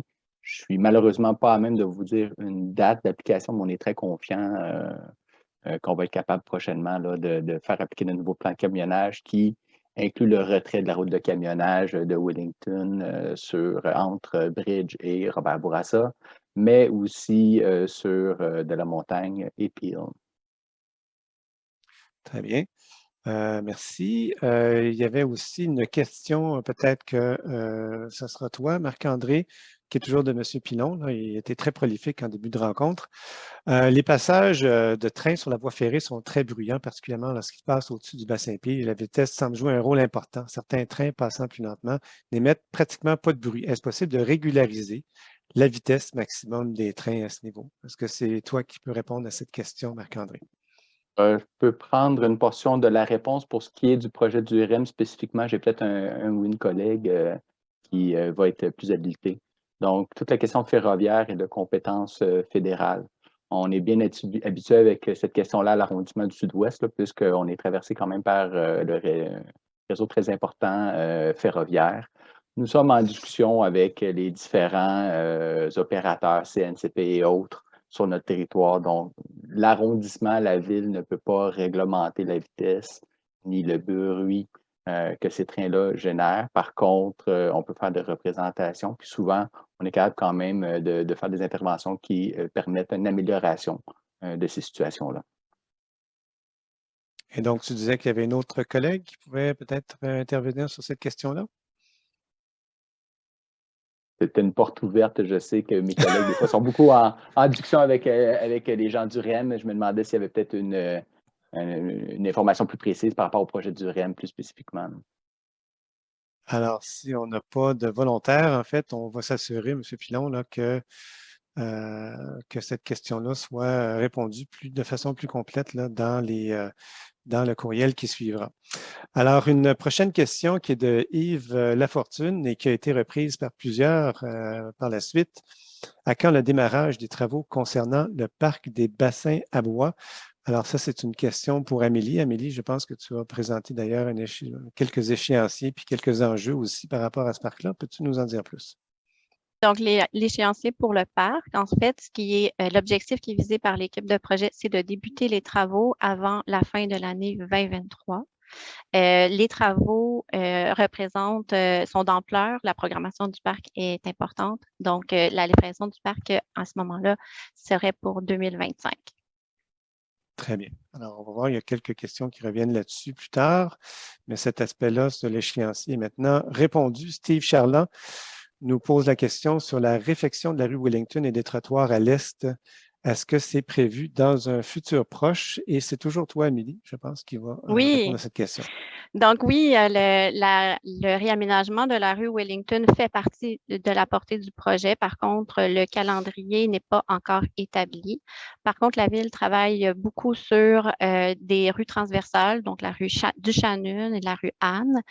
Plus spécifiquement, à l'intersection de la rue Wellington et de la rue Anne, actuellement, on étudie la faisabilité de l'implantation d'un feu de circulation pour sécuriser l'intersection. Donc, ce sont en ce moment les interventions qui sont en cours dans l'axe de la rue Wellington à l'intérieur de Griffintown. Très bien. Il y a une question de Jessica Fournier. Est-ce qu'il y a une date de fin pour les travaux au parc Mary Griffin? Pardon. Amélie, c'est toujours toi. Oui, ben le parc Mary Griffin, c'est un espace qui est actuellement convoité et utilisé par la Caisse de dépôt et placement pour le REM. Donc, tant qu'on n'a pas de projet concret par rapport à la station, c'est difficile, tant qu'on n'a pas d'échéancier concret, en fait, c'est difficile d'avancer un échéancier pour le parc. Les prochaines étapes, ça va être de valider la programmation pour ce parc-là. Donc, je n'ai pas de date de fin, malheureusement, à annoncer ce soir, mais des prochaines étapes là, qui peuvent certainement être confirmées. Très bien. Merci, Amélie. Walter Cochera pose la question sur les festivals, les activités extérieures dans le parc William pendant la fin de semaine et les soirs de semaine qui dérangent les résidents. Est-ce qu'il y a une intention de continuer ces activités-là? Marc-André. Bénard, bonjour. Bonsoir, M. Cochera. Je pense que vous faites, dans le fond, je pense qu'on vous a demandé une précision. C'est la future place William Dow. Je pense que vous faites référence aux activités qui sont effectuées par MR63, qui fait plusieurs, effectivement, des événements éphémères d'animation dans le quartier. MR63 est quand même un organisme qui est très bien implanté dans le quartier, qui est à l'écoute des résidents. Donc, dans un premier temps, je pense que si vous avez des suggestions à leur faire, je pense qu'ils vont le prendre avec plaisir. Pour votre question plus précisément, je regardais rapidement les informations qui m'étaient disponibles. Je crois que les derniers événements pour cette année étaient autorisés en novembre. Nous, notre réflexion à l'arrondissement puis avec les collègues, c'est qu'on est quand même sur le corridor culturel sur la rue Ottawa. Donc, ce corridor-là, pour nous, est quand même favorable à la tenue de certaines activités. Maintenant, on est très, très, très sensible à la quiétude et à la qualité de vie des gens. C'est pour ça qu'on vient paramétrer dans les autorisations. Donc, il y a des conditions pour pouvoir effectuer ces événements-là qui sont sous l'égide de la direction de mon collègue là, Sport, Culture, Loisirs. Donc, si je peux me permettre, M. Cochera, quand vous voyez des éléments qui accrochent vraiment dans la quiétude, dans un premier temps, je vous inviterais peut-être à utiliser le système 3.1 qui nous permet de tout répertorier les demandes des citoyens. Moi, je vais communiquer votre information précise ce soir à mes collègues, mais quand vient le temps d'autoriser des événements puis de paramétrer des événements, c'est des informations qui sont prises en considération. Donc, est-ce que par le passé, il y a eu des incidences? Est-ce qu'il y a des plaintes par rapport aux événements? Puis ça nous alimente dans notre prise de décision quand vient le temps d'encadrer de tels événements. Merci, merci Marc-André.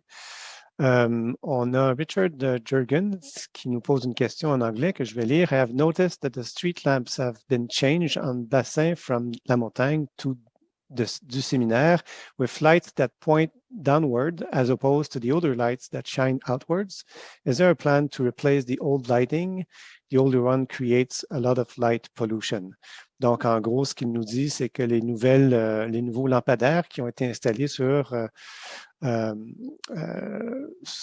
rue Bassin, ces nouveaux lampadaires-là éclairent dans le fond vers le bas plutôt que de façon diffuse. Et je demande si c'est prévu de changer ces anciennes lumières pour des nouvelles, là, pour éviter la pollution lumineuse. Alors, ça, c'est une question que je donne à Myriam.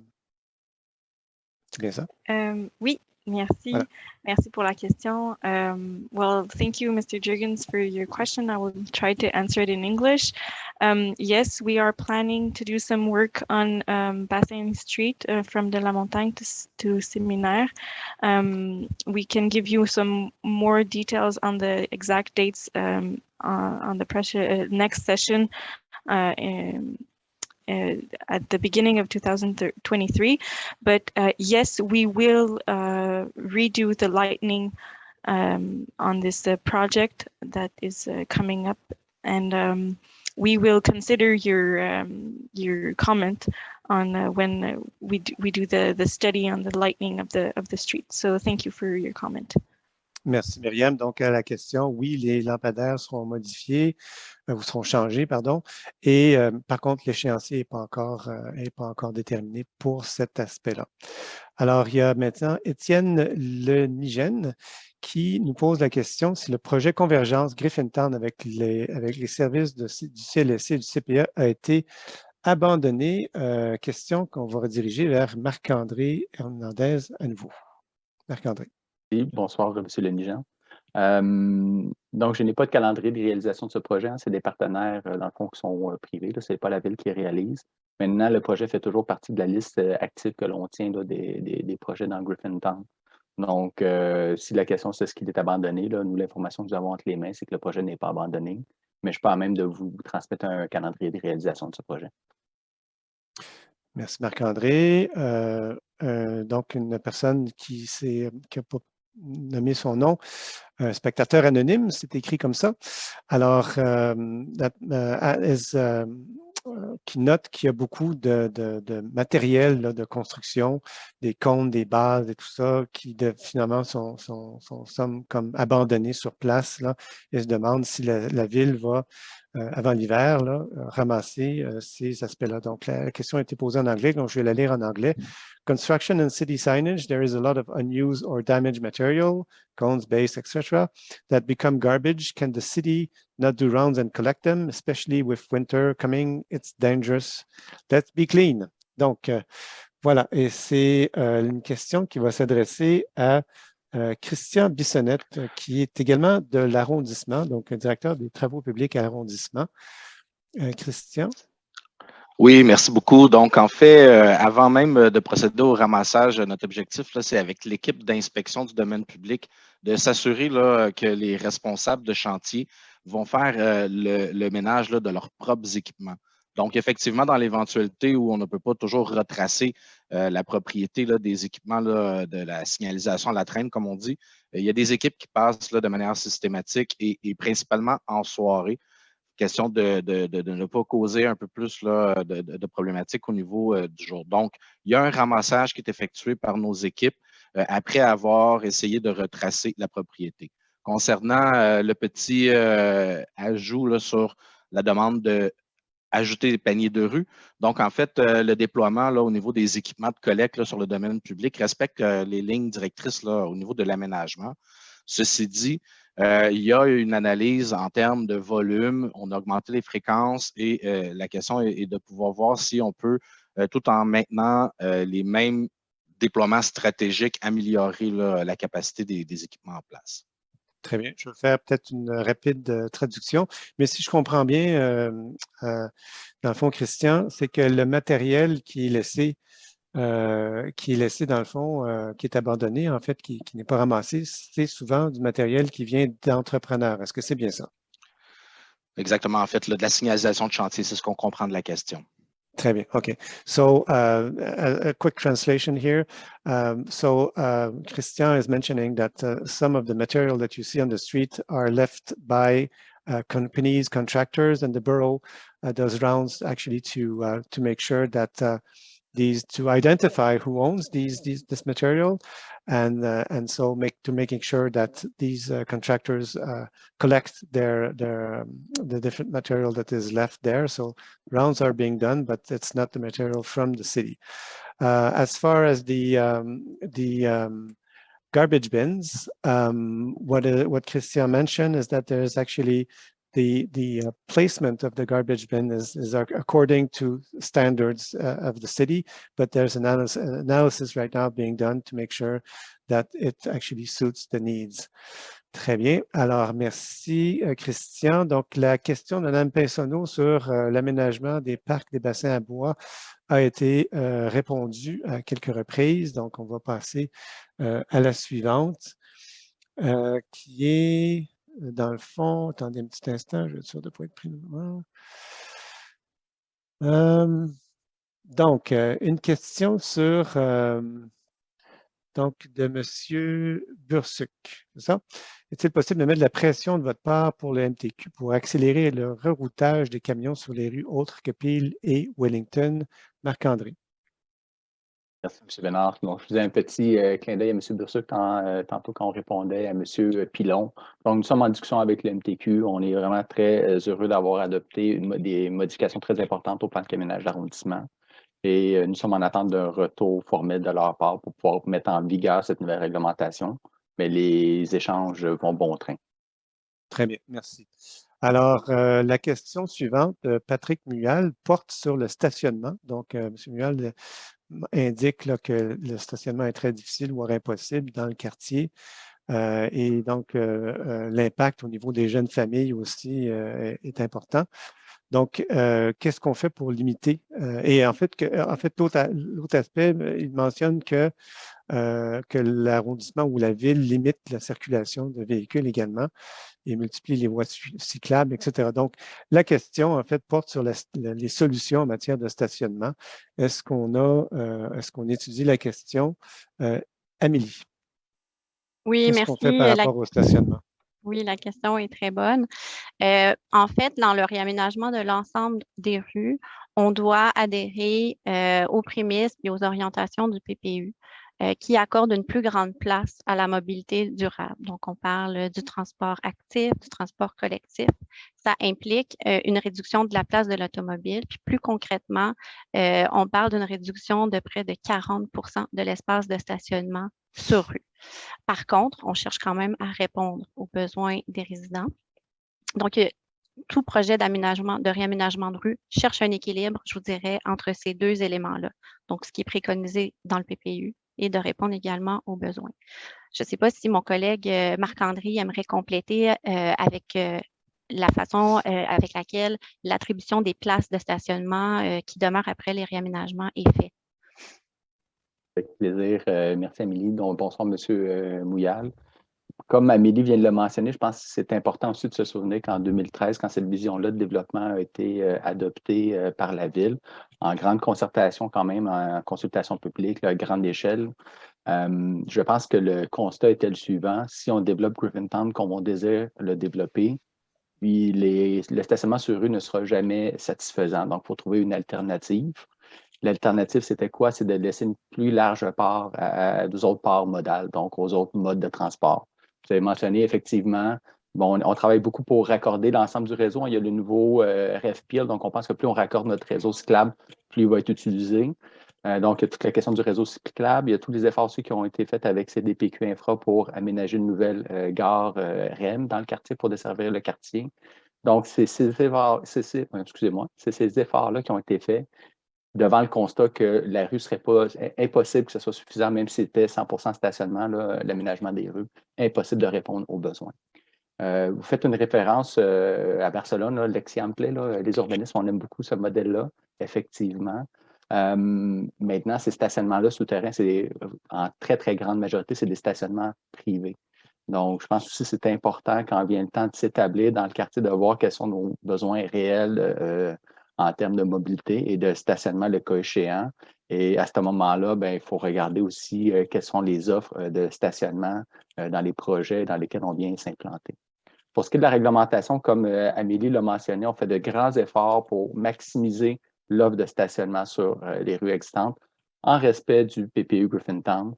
On l'optimise comment? En ajoutant du courte durée pour les différents besoins, puis en s'assurant que les cases de stationnement non tarifées longue durée puissent être réservées aux résidents du quartier. Merci, Marc-André. Prochaine question porte sur les parcs. Une question de Maria Zacha. Hello, when will the parks and skating ring be done? Donc, de façon plus générale, là, Amélie, à quel moment, là, en fait, tu as déjà présenté un peu une sorte d'échéancier. Peut-être tu peux résumer rapidement à quel moment les parcs devraient être complétés dans l'ensemble du quartier. Vaste question. Vaste question, effectivement. Je pense que pour faire une réponse efficace à la question, dans le fond, la dame qui pose la question sur la patinoire réfrigérée. Donc, la patinoire réfrigérée est prévue dans le parc du bassin à bois. Donc, ce parc-là, le début des travaux devrait être fait à la fin de l'année 2023. ces travaux devraient être complétés en 2025. Donc, ensuite, dans la priorité des parcs, on a la place William Dow, qui a similairement le même calendrier. Je vous ai aussi parlé de la promenade Smith Est, qui est aussi dans les mêmes eaux. Et il y a des éléments qui doivent être raffinés également. On a parlé aussi de la placette du Square Gallery, dont le calendrier n'est pas encore défini, mais sur lequel on travaille aussi activement. Et il y avait un quatrième parc là, qui m'échappe maintenant, qui est le parc du Square Gallery, qui n'est pas la placette, qui pourra être aménagé lorsque toutes les transactions immobilières auront été complétées. Donc, on parle encore d'un horizon de 0,3 ans. Donc, je ne m'étendrai pas sur l'ensemble des parcs. Je pense que ça va être long. Et on parle du skating ring ici. Est-ce que donc de la patinoire? La patinoire réfrigérée dans le parc du bassin à bois. Très bien. Merci. Prochaine question porte sur le canal de la Chine, en fait, qui est évidemment de juridiction de Parcs Canada. Alors, une question qui nous a été posée ici, est-il envisageable que le canal de la Chine soit transformé pour être utilisable en aire de patinage l'hiver? Marc-André, est-ce que tu connais les intentions de Parcs Canada ou la possibilité technique de réaliser une telle chose? Merci.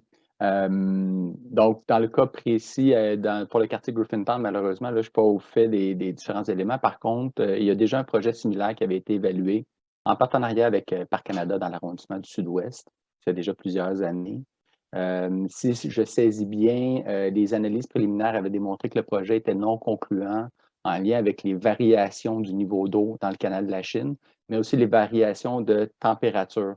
On connaît tous le canal Rideau. J'avoue qu'il y a quelque chose d'assez emblématique dans ce genre de patinoire-là, puis il y a quelque chose de très intéressant d'avoir ça dans un milieu urbain.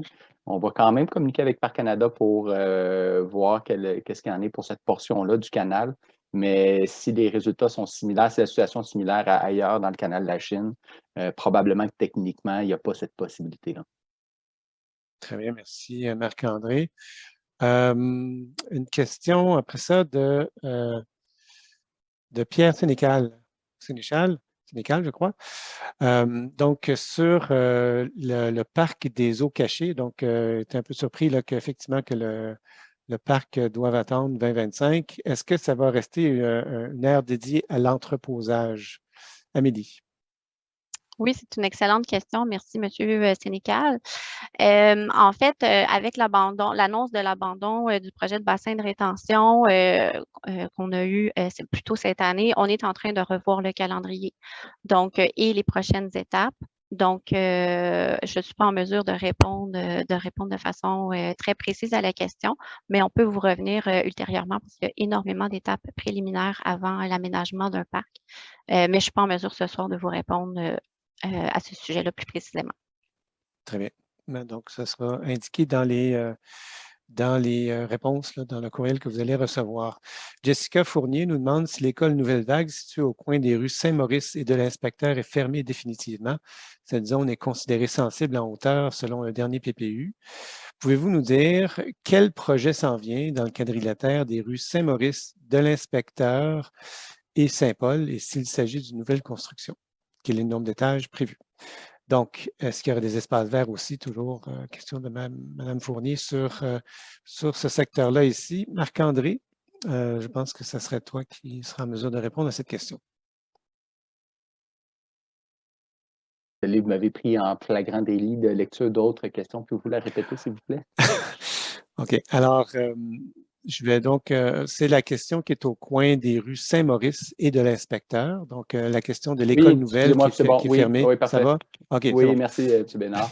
Donc, la direction de l'aménagement urbain du patrimoine là, que je représente n'a pas de demande active là, sur ce terrain-là.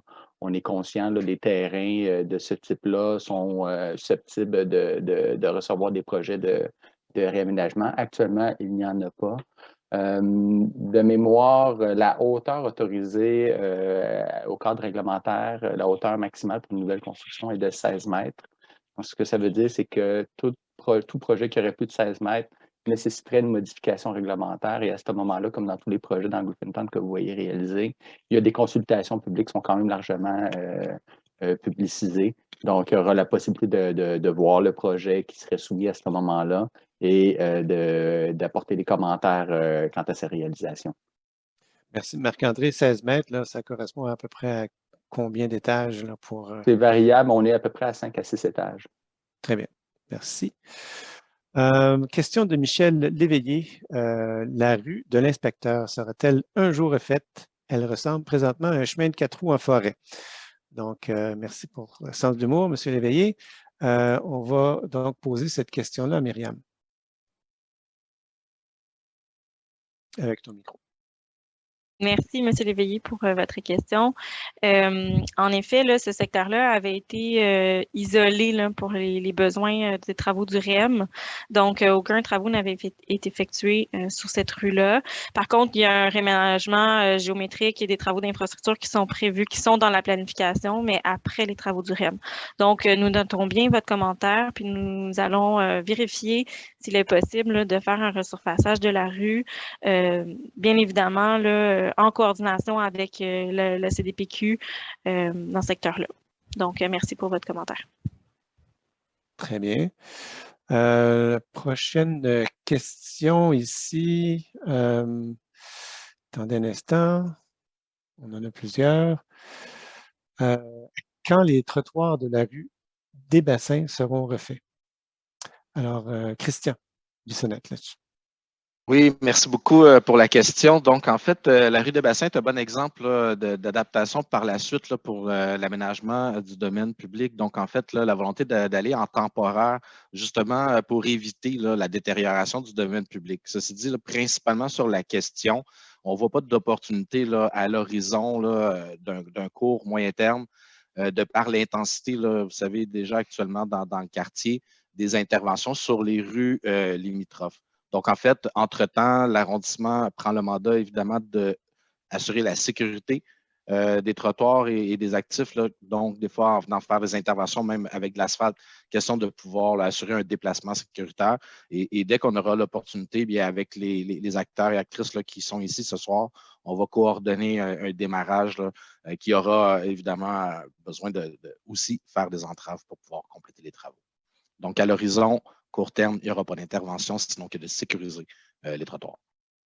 Très bien. Et le court terme, ça veut dire combien de temps à peu près dans un échéancier ville? Là? Bien, actuellement, vous avez vu les travaux qui ont été exposés ce soir. Là, on a un horizon de 2-3 ans où déjà il y a une intensité tout autour là, de la rue des Bassins qui ne permettent pas cette intervention. Très bien. Il y avait aussi une question de Marc Chartier qui qui se questionne concernant la réalisation de la station REM à Griffintown, la station Bernard Landry. Quel est l'état d'avancement à CDPQ?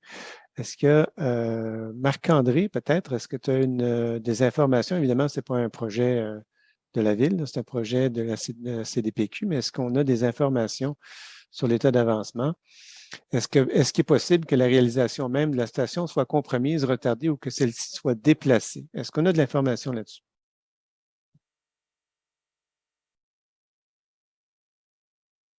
Marc-André ou quelqu'un d'autre? Sinon, si on n'a pas d'information là-dessus, je crois que cette question-là va devoir être répondue par écrit. Oui, si je peux me permettre, en fait, toute question qui est liée aux activités du REM, donc on n'est pas en mesure d'y répondre, donc on ira chercher les réponses, puis ça sera transmis par courriel à ce moment-là. Merci beaucoup, Amélie. Très bien. Question de Mathieu Paquet. Avez-vous une solution pour les entreprises dans l'arrondissement? Les transports et les livraisons par camion sont impossibles avec les rues à sens unique et toutes les pistes cyclables. Alors, effectivement, on a parlé tout à l'heure de camionnage. Hein? Donc, on est dans un quartier qui est à la fois résidentiel, mais aussi un quartier d'entreprise.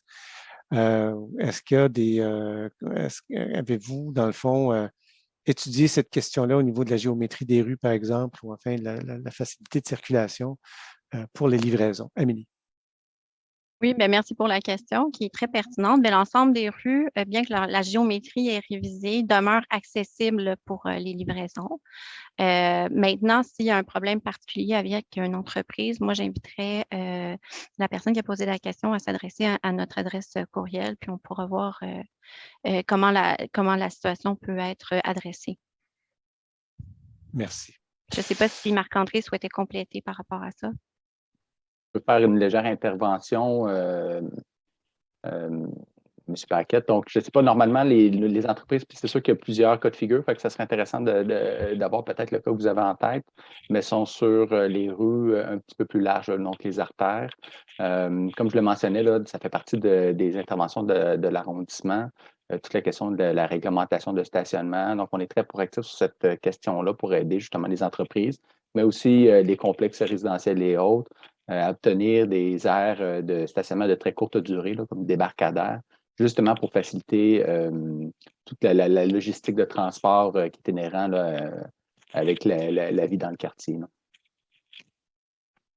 Merci à vous deux. Alors, une autre question nous provient de RTLTZ. Alors, je ne sais pas si c'est un nom ou un acronyme ou des initiales, mais peu importe. La question est la suivante. Le quartier Griffintown est-il identifié comme comportant des zones inondables, si oui, lesquelles? Est-ce que des travaux d'aménagement, de protection, évidemment, contre les inondations, sont-ils dans les plans? Marc-André, peux-tu nous répondre Oui, à cette très question? rapidement, normalement, quand on parle de zone inondable, donc c'est en lien avec des cours d'eau. Le cours d'eau qui est adjacent, on parle du canal de la Chine, donc il y a quand même il y a des interventions anthropiques, là, au sens où il y a des interventions, il y a des murs et compagnie là, qui viennent bien délimiter le canal. Là. Donc non, ce n'est pas des zones inondables là, qui sont identifiées. Ce n'est pas des secteurs qui sont identifiés non plus à risque d'inondation. Merci Marc-André. Anne Pinsonneau indique là, que Coin-Rinchpen des bassins, les deux rues vont dans les deux sens et que c'est dangereux pour les piétons et les cyclistes et le va-et-vient des familles vers le canal. L'arrêt obligatoire semble être une option pour des conducteurs qui empruntent cette voie. Est-ce possible de rendre ces deux rues à sens unique ou encore d'ajouter des dos d'âne, moins d'eau d'âne sur la rue des bassins au niveau du futur parc des bassins à bois?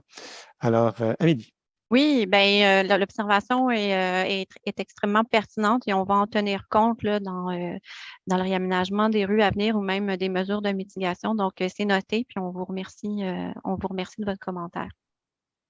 Merci. Est-ce qu'il y aura une collecte de compost pour les condos rue des Bassins, nous demande Louise Papin. Alors, Christian Bissonnette, collecte ou non? Oui. Oui.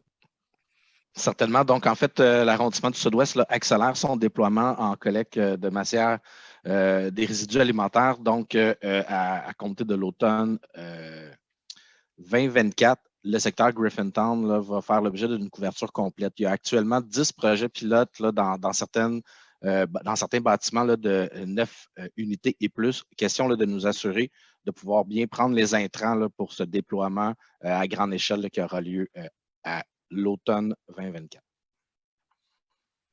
Alors ici, un autre intervenant nous semble pas avoir le même avis. Hein? Fait que,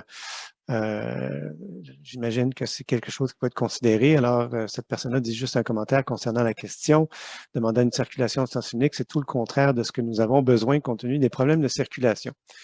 Alors, comme quoi, il peut y avoir plusieurs perceptions par rapport à une même situation. Merci beaucoup. Notre question de Joseph Ward. Quand la rue Wellington sera-t-elle asphaltée? Myriam. Oui, merci, M. Ward, pour votre question. Comme l'a mentionné Amélie plus tôt, la rue Wellington sera réaménagée et visée par le PPU Griffintown, mais malheureusement, nous n'avons pas encore de date de prévue pour ce tronçon-là, donc nous pourrons vous revenir ultérieurement. Merci. Joseph Rachiel nous demande si la circulation locale sera maintenue autour du centre-ville Volkswagen, donc autour de ce secteur-là, centre-ville Volkswagen. Est-ce que la circulation locale sera maintenue? Marc-André. M. Rachelli, j'imagine que vous parlez par rapport à la rue Young principalement et peut-être William. Je n'ai pas les permis, je n'ai pas les entraves là, qui s'en viennent là, pour la rue, ces deux rues-là avec moi. Par contre, comme par le passé, parce que bon, vous le savez, je crois, il y a de nombreux projets là, dans ce quadrilatère-là. On se fait un devoir de regarder avec les gens qui sont impactés pour s'assurer que les opérations puissent fonctionner. Donc, si ce n'est pas déjà fait, on pourrait regarder avec les gens de Centre-Ville Volkswagen dans les occupations à venir pour trouver des solutions comme on a fait par le passé, là. Très bien. Merci. Une autre question qui porte sur la coordination des travaux civils, mais aussi avec les promoteurs privés. Alors, la question est pourquoi il n'y a pas une meilleure coordination? Myriam, peut-être tu peux nous parler justement de comment vous y prenez pour faire la coordination entre les travaux municipaux et les travaux des promoteurs privés? Oui, Myriam? merci. Oui. Oui, merci pour votre question. En effet, il y a beaucoup de joueurs dans le quartier. On a un comité opérationnel qui vise à regarder l'ensemble des travaux dans le secteur et qui a aussi comme interlocuteur là, les promoteurs privés. En effet, là, avant que les permis soient émis, c'est bien coordonné avec ce comité-là pour que l'ensemble des travaux soient pris en compte, puis pour éviter le genre de situation dont vous faites mention, là, que les citoyens soient pris au piège. On vous invite n'hésitez pas à nous contacter sur l'adresse courriel de Griffintown pour que vraiment, si votre situation est problématique, qu'on puisse y remédier très rapidement. Merci Myriam. Céline Mongeau nous demande, on voit ici encore un intérêt pour la question des parcs, hein, quand est-ce qu'on finit les parcs? Donc Céline Mongeau nous pose la question sur le parc des eaux cachées. À quel moment ce parc-là devrait être complété? Je pense que ça a déjà été mentionné, mais peut-être que tu peux Je nous peux le rappeler. réitérer, il n'y a Oui. aucun problème. Donc, le parc des eaux cachées, c'est le parc qui est dévisé pour l'aménagement d'un bassin de rétention souterrain. Donc, ce projet-là a été abandonné. Donc, l'équipe travaille actuellement à l'élaboration du calendrier pour déterminer les prochaines étapes. Donc, on pourra vous revenir ultérieurement sur ces prochaines étapes-là. Merci. Alors, une autre question qui concerne le canal de la Chine. Donc, on parle ici là, de cohabitation dangereuse entre cyclistes et piétons. On l'a mentionné tout à l'heure, il s'agit d'un territoire de juridiction de Parc Canada. Mais est-ce qu'il y a des améliorations à ta connaissance, Marc-André, qui sont prévues? À ma connaissance, non, je suis moi-même utilisateur. Je comprends très bien la situation qui est décriée. Je ne suis pas à même de vous dire s'il y a des travaux d'amélioration de ce tronçon-là qui est prévu par Parc Canada à court terme, là. Très bien. Merci. Alors, je pense qu'il faudrait s'adresser à Parc Canada pour cette question-là. Adi Amzian nous demande si les commerçants seront indemnisés à cause de la fermeture des rues des Séminaires et de la Montagne et quel est le délai de traitement de ces dossiers-là. Myriam? Oui, merci, Monsieur Azian, pour votre question. Écoutez, il y a des programmes qui sont disponibles pour les commerçants qui sont touchés par les travaux. Par contre, là, j'essaie de juste voir à cause de la fermeture des rues Séminaires et de la Montagne. Donc, il faudrait vraiment voir votre cas précis, là. On pourrait l'analyser puis voir si le cas précis, si vous êtes éligible.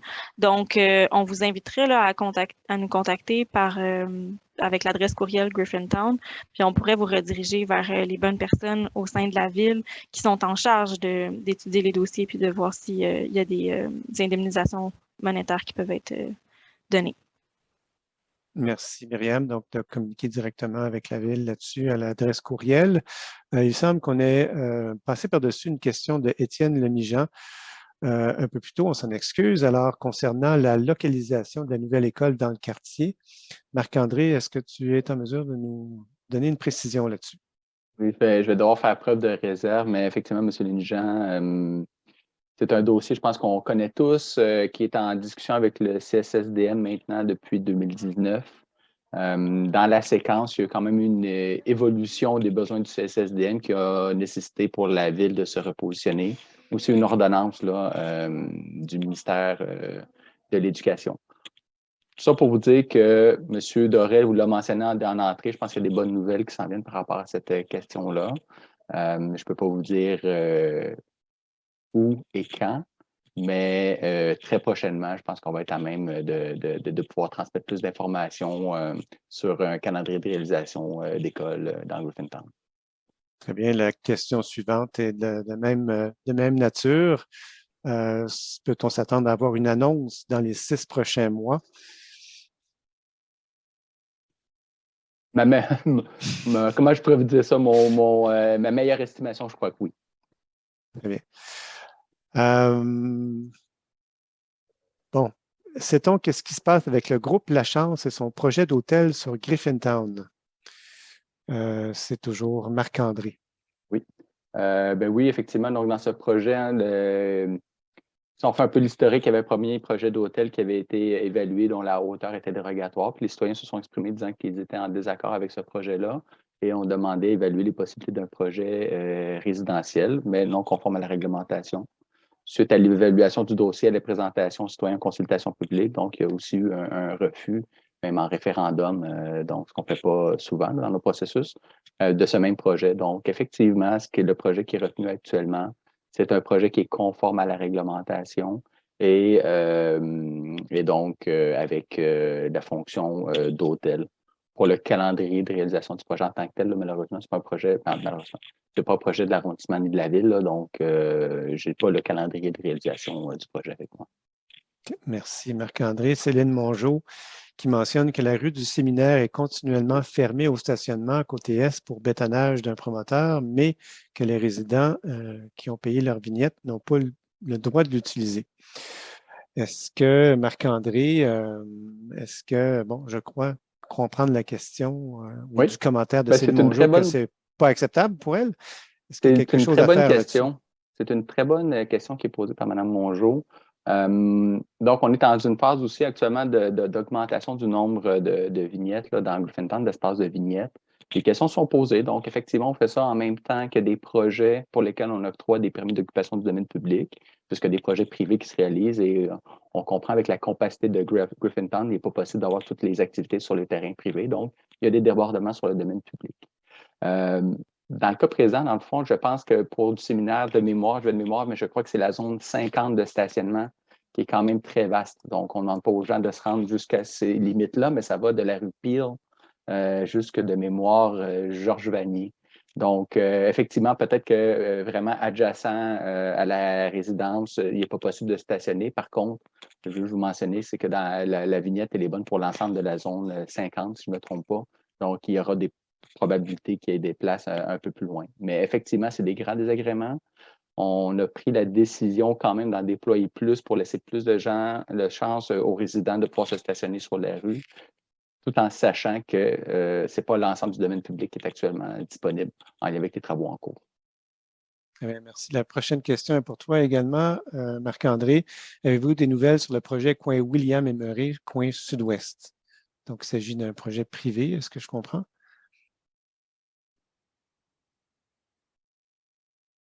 Avec ton micro a disparu. Oui, je suis désolé, j'essaie de voir, excusez-moi, William et Murray, je me repositionne, j'ai pas eu la chance de regarder en amont cette demande-là. On peut peut-être la replacer, oui, je vais chercher l'information. Parfait. Donc, il y a une question ici sur qui peut-être va s'adresser à Amélie. Là, je pense que c'est à l'extérieur du périmètre du projet, mais on va la poser quand même. Question de Martin Meunier. Est-ce qu'on a des indications sur l'avenir du terrain de volley-ball de plage sur du séminaire en bordure du canal Lachine? Oui, pour ma part, je ne suis pas en mesure de répondre à cette question-là. Ça ne fait pas partie de la portée du projet Griffintown. Peut-être mon collègue Marc-André a-t-il des informations sur ce terrain-là? Très sollicité ce soir. Marc-André, oui? Oui. Je suis désolé, hein, j'aurais voulu avoir l'ensemble des réponses à un niveau de précision que les gens désirent, mais effectivement, donc, le terrain de volleyball est prévu dans le réaménagement. Je crois que c'est Square Saint-Patrick, le nom du parc, donc de l'autre côté du canal. Je vois que Mme Tanchanli, qui est aussi représentante du quartier Hoche de la tête. Pour la planification, c'est là où j'ai un niveau d'imprécision. Je crois qu'il est planifié pour 2000. En fait, il est en cours d'aménagement. Il devrait être finalisé l'année prochaine, je crois. Si je me trompe d'une année, je suis vraiment désolé. Non? Merci. Donc, quand tu auras la réponse par rapport à l'autre question aussi, tu pourras nous l'indiquer. Heather Sketch nous demande si on a des nouvelles par rapport à un projet qui se situe de l'autre côté de Noka, beside Bassin 2, en rue des Bassins. C'était supposé être une coop ou une école. Donc, est-ce qu'on a, do we have news on the lot next to Bassin 2 on Bassin Street, which was supposed to be a co-op or a school? Marc-André? Oui, ben en fait, effectivement, donc on parlait tantôt de projet d'école à Griffintown. Donc, c'était le terrain pour lequel il y avait des discussions avec le CSSDM pour la réalisation de l'école primaire de Griffintown en, je dirais, un projet mixte avec un projet de coop. Donc, on va voir, mais c'est sûr que là, les besoins du CSSDM qui ont été exprimés là, dans la dernière année sont beaucoup plus importants. Donc, ça remet en question là, les aménagements à cet endroit-là. Très bien. Ici, donc, un commentaire d'une personne qui ne s'est pas nommée, là, qui fait état d'un manque de confiance. Cette personne-là habite depuis 2015 dans le quartier, manque de confiance envers la gestion des projets à Griffintown. Et donc, les promesses qui sont faites déjà depuis 2011 ne sont pas toujours réalisées. Donc, cette personne-là aussi un peu critique aussi sur le développement des services, comme les écoles, malgré la croissance fulgurante des constructions. Comment adressez-vous les jeunes familles qui aiment la vie à Griffintown, mais se sentent obligées de déménager à cause du manque de services? En fait, la question, peut-être on va la poser de façon inverse. Est-ce qu'on a justement au niveau des services comme tels, comment on cherche à répondre aux nouveaux besoins, évidemment, qui sont en croissance? On a parlé d'un quartier en vaste transformation, beaucoup de construction, beaucoup de nouveaux résidents. La question qui se pose, est-ce que les services suivent? Marc-André, question un peu générale, hein, ça ne s'adresse pas nécessairement à un projet spécifique, mais comment vous allez faire ou comment vous prévoyez faire pour répondre aux besoins des familles dans Griffintown pour éviter qu'elles soient, dans le fond, qu'elles décident de déménager ailleurs? C'est un peu la question de cette personne. Et effectivement, c'est une question très complexe, mais qui est très sensée. La question, je pense, se poserait moins si on était rendu à terme de l'aménagement du quartier. Donc, on l'a mentionné, hein, la vision de développement a été développée il y a approximativement 10 ans. Comme on dit, il y a approximativement 50% du quartier qui a été développé. Maintenant, il y a des portions des infrastructures qui sont cruciaux pour la qualité de vie de l'ensemble des résidents, mais particulièrement des familles qui sont encore manquantes. Nous, on est confiant qu'à terme, l'ensemble des éléments qui sont nécessaires pour avoir un milieu de vie complet vont être présents dans Griffintown. La gestion de la transition, on le note tous, elle est difficile et elle est complexe. Elle est complexe parce qu'il y a des éléments qui sont manquants. Elle est complexe parce que le milieu de vie est teinté, je dirais, des sons, des chantiers, des fermetures de rues. Donc, la transition, on le note, elle est très, très difficile. Pour la qualité de vie, donc spécifiquement des familles, bon, à terme, on a quand même une offre de parc qu'on tente encore d'augmenter en dehors de ce qui est déjà planifié dans le quartier. On a aussi en équipement culturel et communautaire, on a des sites qui ont été identifiés. Je vais parler notamment de ce qu'on appelle la Vespasienne, là, donc qui était une espèce d'ancien, je ne veux pas me dire là, comme l'ancien chalet de parc, je dirais, là, du côté de Wellington, donc, avec lequel avec les collègues, nous avons négocié le don de ce bâtiment-là, donc pour justement des besoins communautaires. Il y a d'autres actions comme ça qui sont en cours de discussion et de négociation. Donc, à terme, moi, je suis persuadé que Griffintown va avoir tout ce qui est requis pour répondre aux besoins des familles. Dans la transition, on a tous que c'est une situation qui est difficile pour l'ensemble des gens, mais particulièrement pour les familles. Merci Marc-André. Plusieurs questions de la part de Sonia. Sonia P., qui mentionne au départ qu'elle trouve ça un peu étrange qu'on demande aux gens de s'identifier alors qu'il existe une option anonyme. En fait, pour répondre très rapidement, Sonia, c'est qu'effectivement, si les gens décident là, de demander la parole, pour nous, ça devient un peu difficile s'il y a plusieurs personnes qui s'appellent anonymes, de savoir à qui on donne la parole. Alors, c'est un peu pour cette raison-là, mais vous ne voyez pas ici une contrainte là, ou enfin qu'on veut vous imposer. Là. Cela étant dit, on trouvera peut-être une solution plus facile pour la prochaine fois.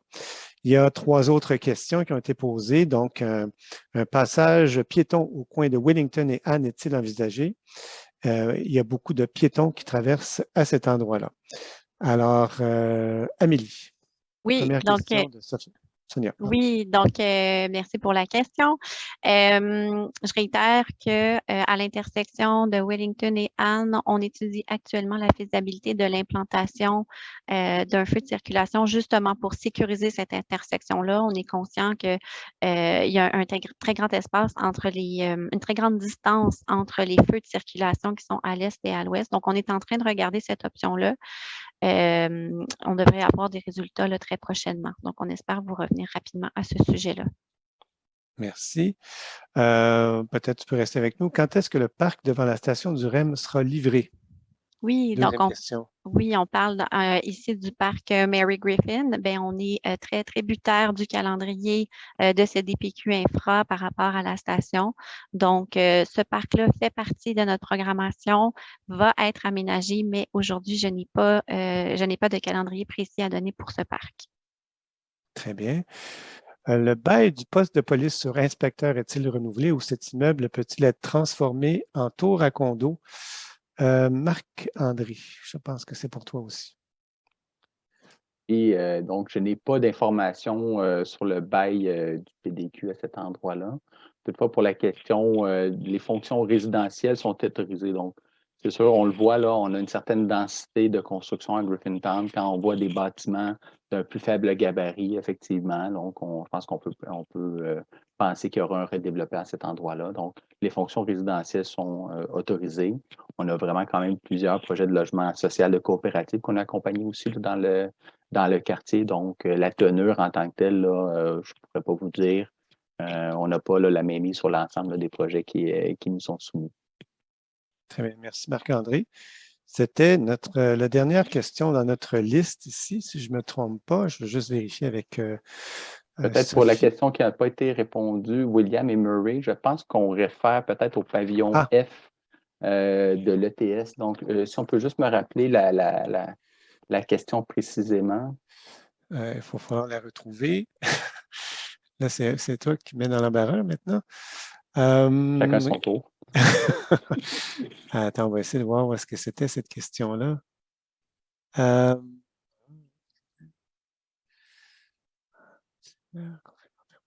Écoutez, je ne la retrouve plus. On a eu une 50aine de questions, alors il faut revenir un petit peu en arrière. Mais William et Murray, le seul projet qui est en cours, là, c'est un projet d'agrandissement de l'ETS. L'intersection, je ne veux pas me tromper, là, mais c'est l'intersection sud-est de William et Murray. C'est ça. Alors, avez-vous des nouvelles sur le projet coin William et Murray, coin sud-est? Donc, ça serait l'ETS, c'est bien ça. Est. Donc, c'est le pavillon F de l'ETS, c'est sous son cours, c'est en cours. Très bien, merci. Si je peux compléter l'information, il vise à terminer les travaux en 2023. Les travaux extérieurs, je dirais, Myriam, parce qu'ils vont avoir encore beaucoup de boulot à l'intérieur par la suite. Très bien. Merci beaucoup. Écoutez, on a répondu à peu près une 50aine de questions. Donc, merci beaucoup à la fois à ceux qui les ont posées pour leur intérêt, pour leurs questions bien précises et pertinentes, et pour ceux qui ont pris soin d'y répondre. Alors, encore une fois, si jamais il y a quelques questions là, qui ont été répondues ou qui n'ont pas pu trouver de réponse, là, comme je vous l'ai mentionné, à quelques reprises, ça se retrouvera dans le courriel. Effectivement, aussi, toutes les questions et les réponses feront l'objet d'un compte-rendu qui sera transmis par courriel. Voilà, donc on arrive vers la fin et donc avant de de vous saluer, je vais demander à Madame Tan Shanli, qui est conseillère de l'arrondissement, de nous donner un petit mot de la fin. Madame. Oui, bonsoir tout le monde. Merci beaucoup à la grande participation à tous. Je vois qu'il y a beaucoup, je pense qu'on avait une centaine de résidents, de résidents ou personnes intéressées par Griffintown qui étaient connectés ce soir pour entendre les réponses, savoir qu'est-ce qui se passe dans le quartier. Puis c'est ça, c'est des bons moments à l'automne de savoir qu'est-ce qui a été fait pendant l'année. On a vu qu'on a quand même, malgré des travaux, c'est ça, on a vu quand même, on a avancé beaucoup. On a, c'est ça, inauguré la place des arrimeurs cette année. On a lancé le corridor culturel qui ne fait pas partie des travaux parce que c'est plus un truc emblématique qui n'est pas physique. Donc, personnellement, j'habite Griffintown depuis 2015, début 2015, ça fait que j'ai vu l'évolution du quartier. Quand j'étais arrivée, il n'y avait pas de tour autour de moi. Puis j'habitais dans les chantiers, dans la construction 24 sur 24, 7 jours sur 7. Fait que je comprends exactement ce que les résidents un petit peu plus dans l'ouest de Griffintown vivent. Parce que moi, je suis du côté est où c'est pas mal, presque fini de construire. Puis c'est ça. Puis j'ai vraiment hâte de voir la fin du projet. Comme le maire a dit, on est à peu près à 52% du développement de Griffintown, du redéveloppement en fait du Griffintown. On sait d'où c'est parti. C'était un quartier semi-industriel avec peu de résidents. Puis dans le dernier recensement, il y a eu, je pense qu'on était à peu près à 16 000 résidents dans le quartier, comparé au recensement de 2016 où il y avait 8 000. Donc, on a doublé en l'espace d'un recensement. En l'espace de 5 ans, la population a doublé. Donc, c'est sûr que les besoins changent, ça évolue. Le PPU a été adopté en 2013. Ça se peut qu'il y ait des besoins qui ont changé parce qu'on a une nouvelle population, des gens qui étaient moins au courant du développement qui allait se faire dans le quartier. C'est pourquoi, comme le maire l'a mentionné au début de la rencontre, qu'on a mandaté, qu'on va demander à l'OCPM de lancer des consultations pour faire le bilan des 10 ans de Griffintown, puis j'invite vraiment toute la population à participer. Donc, surveiller les différentes communications de la ville, de l'OCPM pour savoir comment prendre part à ces activités-là. Puis, personnellement, j'ai déjà participé à plusieurs des consultations dans le quartier, que ce soit les co-créations des trois grands parcs. C'est des exercices très, très intéressants comme citoyen de pouvoir mettre son input, je n'ai pas le mot français, de mettre son input dans qu'est-ce qui s'en vient dans les aménagements, parce que les aménagements sont vraiment faits pour les citoyens qui vivent dans le quartier. Donc, c'est pas la ville qui dit « Ah, c'est tel besoin que vous avez ». Non, c'est vraiment, ça vient de la population qui dit « Moi, je vis ici, 24 sur 24, je sais c'est quoi mes besoins, etc. » Donc, je vous invite fortement à participer aux consultations. Puis aussi, à la prochaine rencontre de présentation qui aura lieu, la prochaine séance qui aura lieu au printemps pour savoir les travaux qui s'en viennent en 2023, puis se préparer aussi.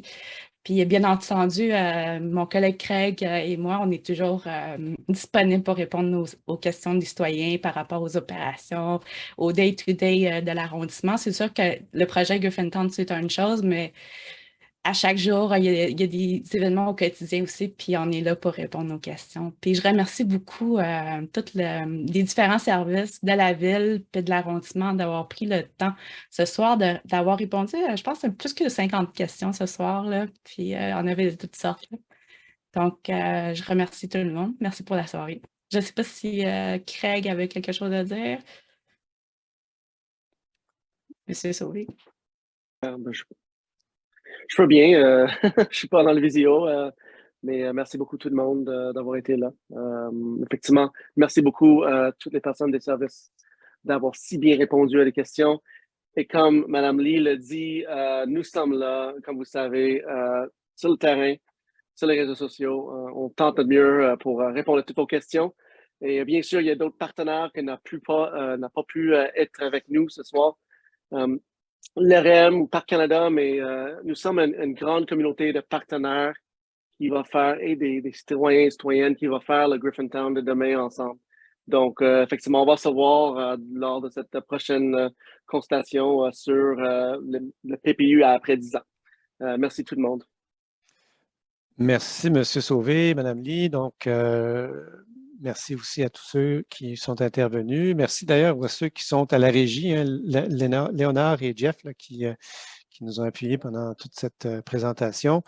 Et puis, cette présentation, d'ailleurs, qui sera déposée sur le site de Griffintown. Et puis, vous avez aussi un sondage qui vous sera acheminé après la séance, un sondage d'appréciation. Important toujours de répondre à ces sondages-là parce que ça permet à l'équipe de s'améliorer à chaque fois, de mieux répondre à vos attentes.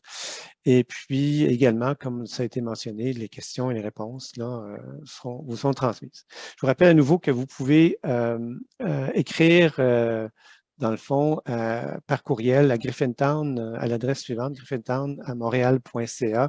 Il y a également le site Facebook. Vous pouvez vous abonner à des avis et des alertes pour rester toujours en contact avec l'équipe de projet. Là-dessus, bonne fin de soirée et à la prochaine. Merci beaucoup.